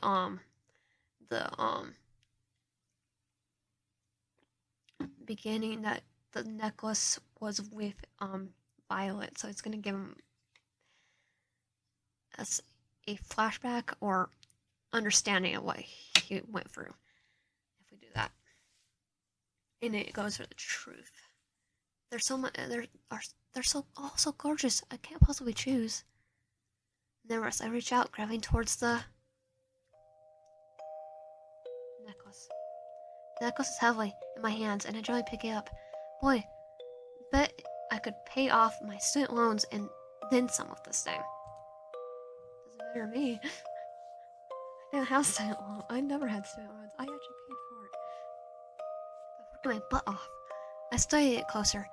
It looks almost familiar. Do you like it? I do, but I think I've seen this before. Maybe from an old picture? Elias tilts his head. It was one of my mother's favorite pieces in this collection. It's also the most expensive. Says this, his sign becomes even more heavy in my hands. Here, allow me. He takes the necklace and moves behind me. Can you tell me more about yourself, Elias? I'm curious to know as much as I can about my groom. Of course. His hands are cold against my skin. He slides the drilling around my neck. He cuffs it shut, hands lingering for the moment in my skin. He gives a tiring sigh. Before speaking, a hint of macrame lingering in his lips. I must confess that I was born quite sickly, and my birth came with so many complications that it nearly killed my mother. Even after that ordeal, there was nothing the doctors could do to help my weak constitution. I suppose that's why my father and siblings treated me the way they did. I was seen as a nuisance, a problem. I don't entirely blame them. I just want to give him a hug. I'm sorry. It's far away and in the past now, so enough about that. Elias moves back around to look at me, a cold, ghostly hand trailing around my cheek.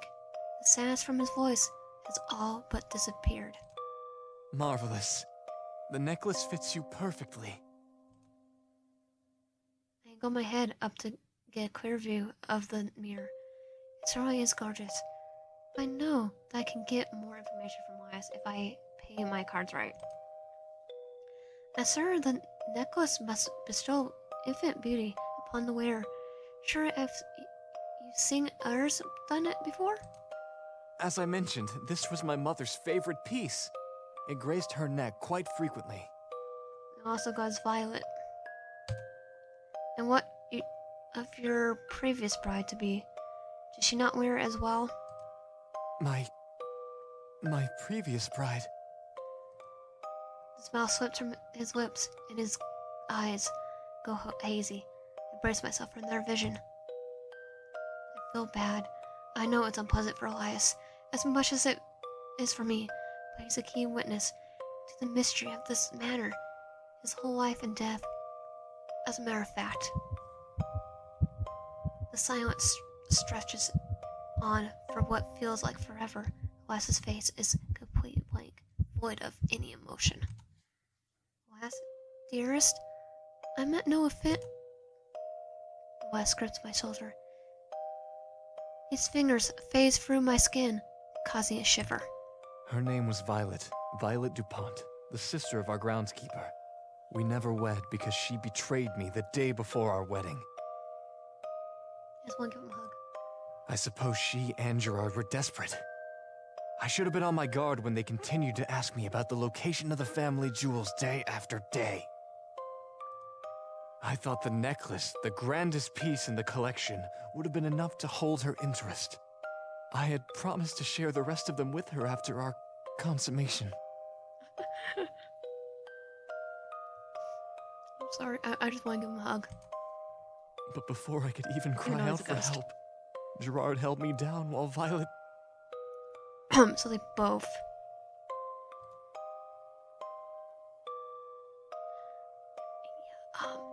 There's a special place in hell for her. I put my hand over Elias in an attempt to show him that I don't need to hear anything else. Forgive me, Elias. We do not need to speak of her anymore.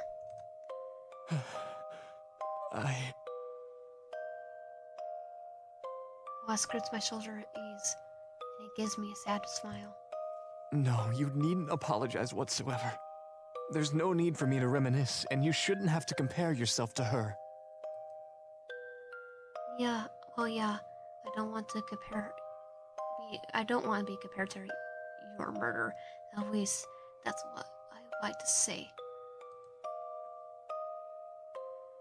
I'm gonna revenge him, that's what. And I want to stop. But I need to know the truth straight from the horse's mouth. Tell me about the things that brought you joy in your life. You have the fine eye for beauty, Elias. I know there are items you held precious and dear. You've seen the greenhouse already, so you can imagine its splendor in full bloom. I quite liked reading on the bench there when my energy permitted. It was quite difficult to visit in a consistent manner, however, so I often had flowers brought up so that I could enjoy the fragrant floral bouquets in the comfort of my room. Aww. Elias moves to the side momentarily to grab the ornate box from the vanity. Aside from the flowers, there was also a family heirloom that belonged to my grandmother. It was an antique silver mirror, and a very charming one at that. At least, Elias, I lean forward as he opens the box and I peer into the contents. that was before it shattered. Elias does still have the mirror in pieces. I liked it quite a lot, and ended up taking it out of the attic in my early childhood. I used to look into it and imagine myself as some sort of fair prince. Aw. It was innocent daydreaming, but alas, my 6 older siblings would often mock my love of the mirror. And with such a weak constitution and gentle demeanor, there was little I could do. When 6 people who aren't very fond of you get physical, well, you can imagine what might happen. The mirror was shattered, and I was the one blamed. Yeah, your entire family sucked. He gently closes the box and pauses. Grandmother didn't seem to mind that it broke, but I cried for days. Maybe it was sentimentality, guilt, or fear. But whatever the case, I simply could not let it go. I forbade any of the maids or butlers to toss out the shards. The mirror was meant to be a wedding gift, and I was determined to have it fixed one day. Seems like the day never came. Yes, it was one of my greatest regrets when I died, silly as it sounds. I don't think it's silly at all. That mirror was important to you, and you held on to it all the time. I think it's abnormal. Not to mention, the mirror could likely be the source of the Gallagher curse. But does Elias know that? Thank you for understanding, my dear. In the mausoleum, the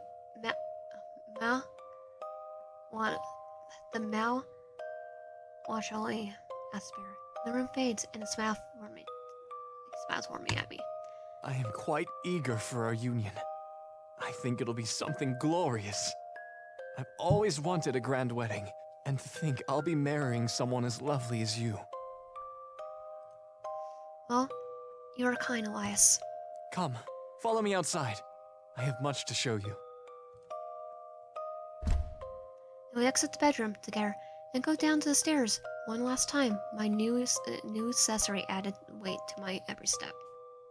We exit his bedroom together and go down the stairs one last time. Okay, yeah. Soon we shall be wed, my darling, and we'll have all of eternity together. Are you excited? Elias sure seems to be. I don't know how to answer that. Whether I should be sincere or tell him the truth, or continue the charade. The truth behind the so-called Gallagher curse wasn't some small business exacting revenge on the family, or Elias pulling puppet strings in order to make himself the sole heir. No, the Gallagher bloodline probably met its own end. Because the tink mirror shared when Elias was a child, he said that mirror was meant to be a wedding gift. Has the curse ended, or will I die too? The thought makes me shudder. My love, what's on your mind? Nothing. I mean, I really am a bad actor in the end. Everything that has happened is about to happen. I must be feeling the entire rage of human emotion right now, my beloved. Nervous, excited, and so on. And so full of dread. We return to the floor, where the whole night began. Elias cries along the floor, while I do my best to keep up with him, try not to arouse suspicion. He places his hand on the door behind the steps, then turns to me. Are you ready, my love? I have worked tirelessly to prepare the old ballroom for a ceremony, and while we may not have any guests, I do hope that you will be pleased. My voice is hoarse, so the words get lost in my throat. All I can do is smile and nod. Excellent. Then without further ado... Doors to the ballroom open wide, and Elias bids me through. We walk down the tattered red carpet, through the dim carver's room, towards the center, where extravagant dishes, aged bottles of wine, and crystal glasses, silver cutlery, and finally, our bouquet awaits us. No one's watching, and yet, with every step I take, I hear echoes of whispers, murmurs, and cheers, and sobs, wherever my feet lift from the floor. And these memories of places, weddings Elias has attended, are now recreated for his own. I wonder who will officiate. Elias must have some memory of the mixture ready as well. I turn my head back and appear to the door, waiting for my groom. As he floats in, the noise grows more rashly, and the lights bloom into a pale blue glow, and my gaze is fixed on Elias. An eternity passes in a single second as he reaches the altar, beaming with endless pride. It's time. The crowd hushes down to a murmur before castling into a single echoing voice. Welcome all. Family and friends, thank you all for coming today to partake in this joyous occasion. Today we are gathered together to unite Elias Gallagher with his beloved. I can't take my eyes off my groom. Long has he suffered, and now long shall he be overflowing with joy. Let the memories of betrayal, of murder, of waiting be washed away like leaves in a flood. Love has triumphed. My God, is this what Elias is thinking? Oh my God, this is what Elias is thinking? Do you, Elias Gallagher, take this person to be your lawfully wedded spouse, to live together in matrimony, to love them, comfort them, honor and keep them, in sickness and in health, in sorrow and in joy, to have and to hold, from this day forward, now and for all time? I do. Do you, my dear, take Elias Gallagher to be your lawfully wedded husband, to live together in matrimony, to love him, comfort him, honor and keep him, in sickness and in health, in sorrow and in joy, to have and to hold, from this day forward, now and for all time? I do. Stop! Slamming the ancient doors against the walls, drown out on the memories of the ballroom, and illusions disappear without a trace. Who? Taylor. Aside from the angry echoes of footsteps, there's only me, Elias, and a very, very sweaty Taylor in this otherwise empty sanctuary. I've never been so happy to smell his attempt to mask the scent of sweat with an overpowering cheap cologne. And he says he's asthmatic. You're asthmatic, and you're using cheap cologne. I'd have an asthma attack right then and there. That's right. This has to stop. You should have told Elias the truth ages ago. I should have told you the truth ages ago. My dear, is this the spirit medium you were talking to? His name's Taylor Potts, and Taylor, why do you interrupt our ceremony? Speak now or forever hold your peace. Elias' eyes flash with frustration. Oh, have I got some words for you, Gallagher? All of this? Taylor gestures wildly around the empty floor and tables. All of this is for nothing! This was a dumb attempt to find a ghost, and now I've put my best friend in extreme danger.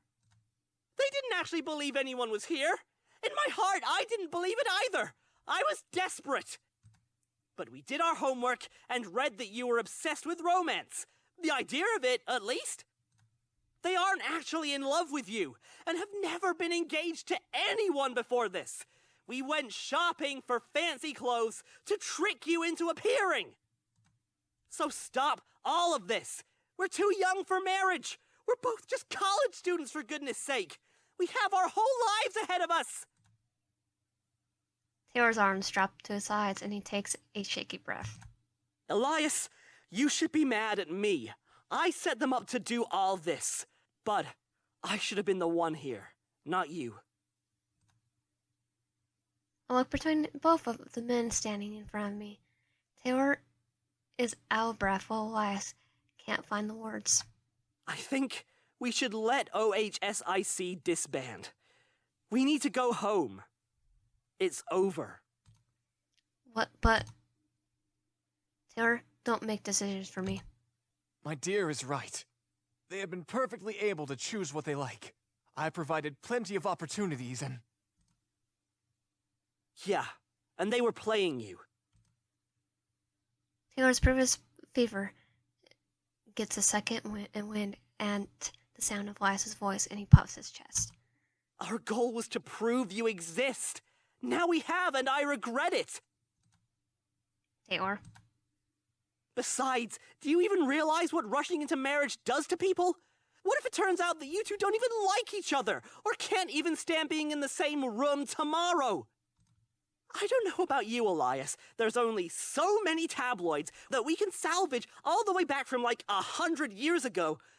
But have you ever had to watch your parents fight with each other behind closed doors?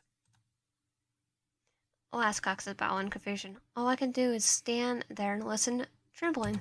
Rushed, unhappy marriages lead to divorce. Maybe your parents got along fine. Maybe they didn't. But if this was a regular wedding between you and Bud, you'd be waving a red flag for the whole state to see. Mom and Dad tried so hard to pretend things were okay when I was growing up. But I wasn't stupid. I saw the exhaustion on their faces. I heard what they said to each other. No one deserves that. I hope this isn't the same ending. Is that what I got? Oh. I'm sorry, Taylor. I didn't. Besides, after all this, I realized I'm jealous. Oh, all this time. Wait, jealous of who? Me, I assume. There's a rival suitor vying for your affections. It's true. I think you're great, and I really, really like you. I've wanted to tell you that for some time. Since about the day we met, to be honest. But you were such a good friend. A kind friend who supported me in everything I did. But you were... I was scared to lose that. I was scared to make everything too big. But I guess I found a different way to make everything too big tonight, huh? What a charming and sad story, Taylor. Much to my surprise, Elias' voice dripped with empathy. His words are genuine. Elias, you're... How could I not be moved? But, my dear, I need you to tell me the truth. What did you come here for? I came here to help Taylor find a ghost. Our ghost hunting group was in danger of closing, and we decided to investigate this place. We knew people broke into this place pretty often, and no one actually claimed to see any ghost, so we decided to do what we could to make you here. Nothing I told you about the previous wedding was true. I wasn't left at the altar. I was never even at the altar. I am just an ordinary university student trying to help a friend. I see. There is the truth. There is. The truth is out. I suppose it had to happen sometime. If Elias could sink into the center of the earth, he probably would. The only thing keeping him afloat is some sense of decorum. But not all of this was a lie, was it? No. Your demeanor changed as we spent time together. You got to know me. You learned about the real me. And I think your heart opened. Oh no, come on, don't do this! I get that you're lonely, but you're completely missing the point here! Taylor, please. Where we go from here is up to them to decide.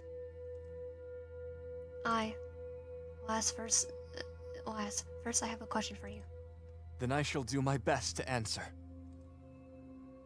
Do you know what caused the curse behind the death of your family? I do not. No. None of the deaths were connected, at least not to my knowledge. And contrary to popular belief, I did not orchestrate those accidents. I'm not a cruel person, and I hope you can at least attest to that after tonight. I never said that you were Elias, but Taylor and I have some theories. We did? I help him in the side and roll my eyes. Elias, I saw a glimpse in your past tonight. Glimpse of memories that allowed me to feel your emotions. Two things stood out to me. The first was Violet, and how uneasy you felt whenever she was around. Memories involving her would leave me disarrayed and scared for my life. The second was you yourself talking about the shattered mirror with your father. At the mention of the mirror, both of the men fixed their posture. I felt your frustration, like it was suffocating. I hated it. Breaking the mirror is a bad look in a lot of cultures. When you showed me that shards in your room, you told me that all your siblings blamed you for shattering it. Yes. I was simply admiring myself in the mirror's reflection when they came to snatch it out of my hands. I tried to keep it safe, as it belonged to my grandmother, but... 6 versus 1 isn't very fair. And your parents probably didn't side with you on this, did they? Elias shakes his head, and gears churning in his brain. In addition, that mirror was meant to be a wedding gift, wasn't it? It was never gifted to any of your siblings' spouses because it was broken, and your father didn't bother to repair it. So then, the curse... I think your strong feeling towards the mirror eventually caused your family to become cursed.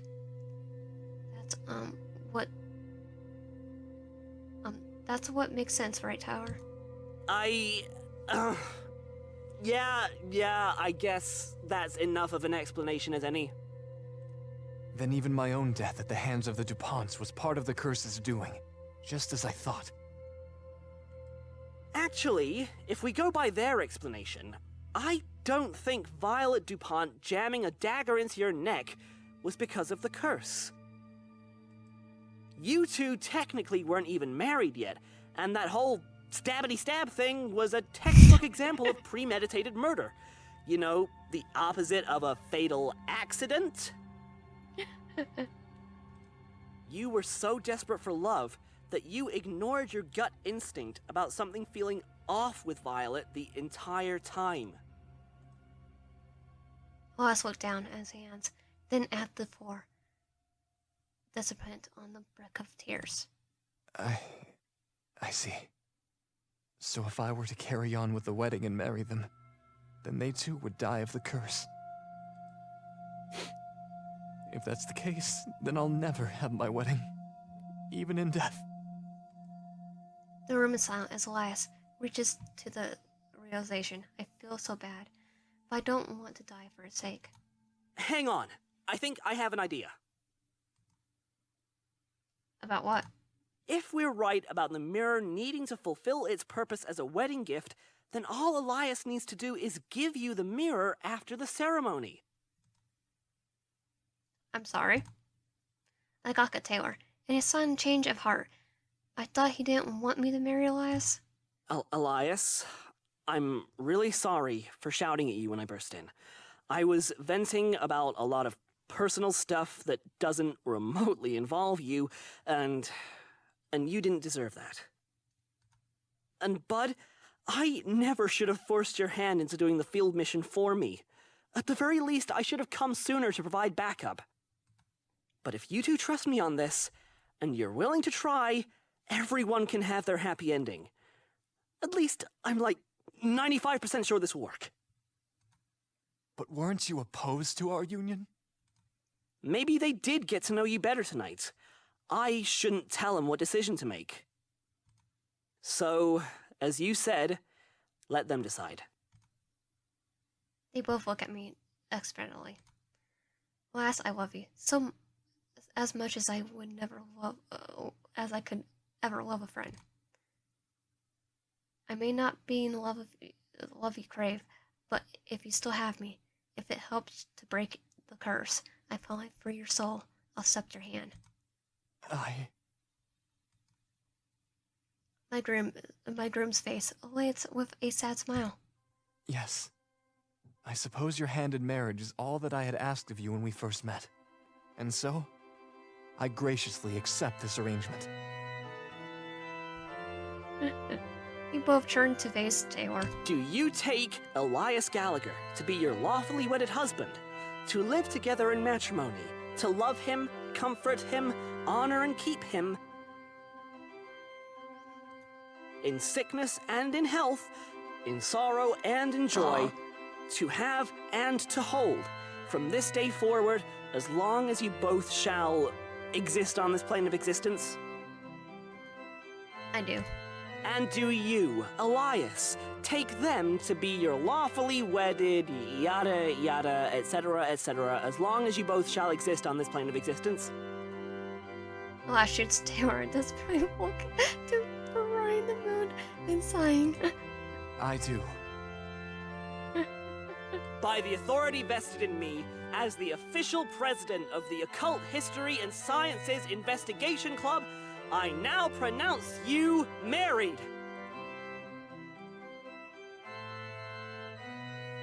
Wait, H. Ah.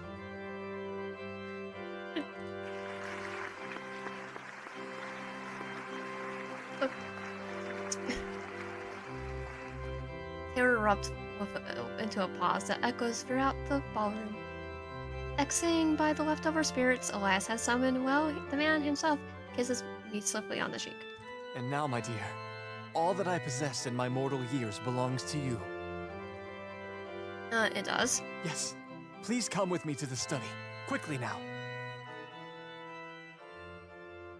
We all collectively exit the ballroom and follow Elias' lead to the study. Taylor lags behind a bit, but I pull his sleeve before he falls behind and gets lost wandering the halls of the manor. Elias pulls out a paper from the door and claps his hands together, causing it to glow with a ghostly light. Here we are. My will, freshly written. With this, the mirror has been transferred into your possession, my beloved. Taylor and I scan the document. I, Elias Gallagher, former head of the Gallagher estate, hereby leave all my material possessions, including the Gallagher family jewels, and the manor itself to my beloved partner. I mean, a will written by a ghost would never hold up in court, but for the sake of breaking the curse, I think this should work. It will. Elias floats away with a compliant smile on his face. My wish for a wedding of my own has finally been fulfilled. And now, it is time for me to depart from this world. Are you sure? But we just met. I never got the real chance to really get to know you, Anne. He holds his hand to stop me. I am an ancient relic of decades long since past. A memory of a life tethered to this land. But now that I am married to you, I am free. Elias casts a silent glance at Taylor. Mr. Taylor Potts, Yeah? take good care of them in my stead. If you make them sad,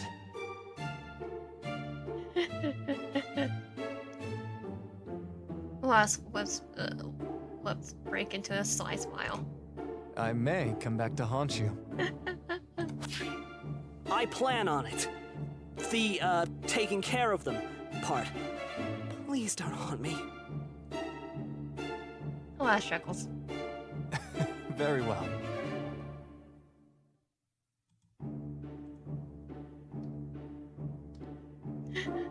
Elias takes my hand one last time. Live and prosper where I could not. Farewell, my love. May we meet again in heaven.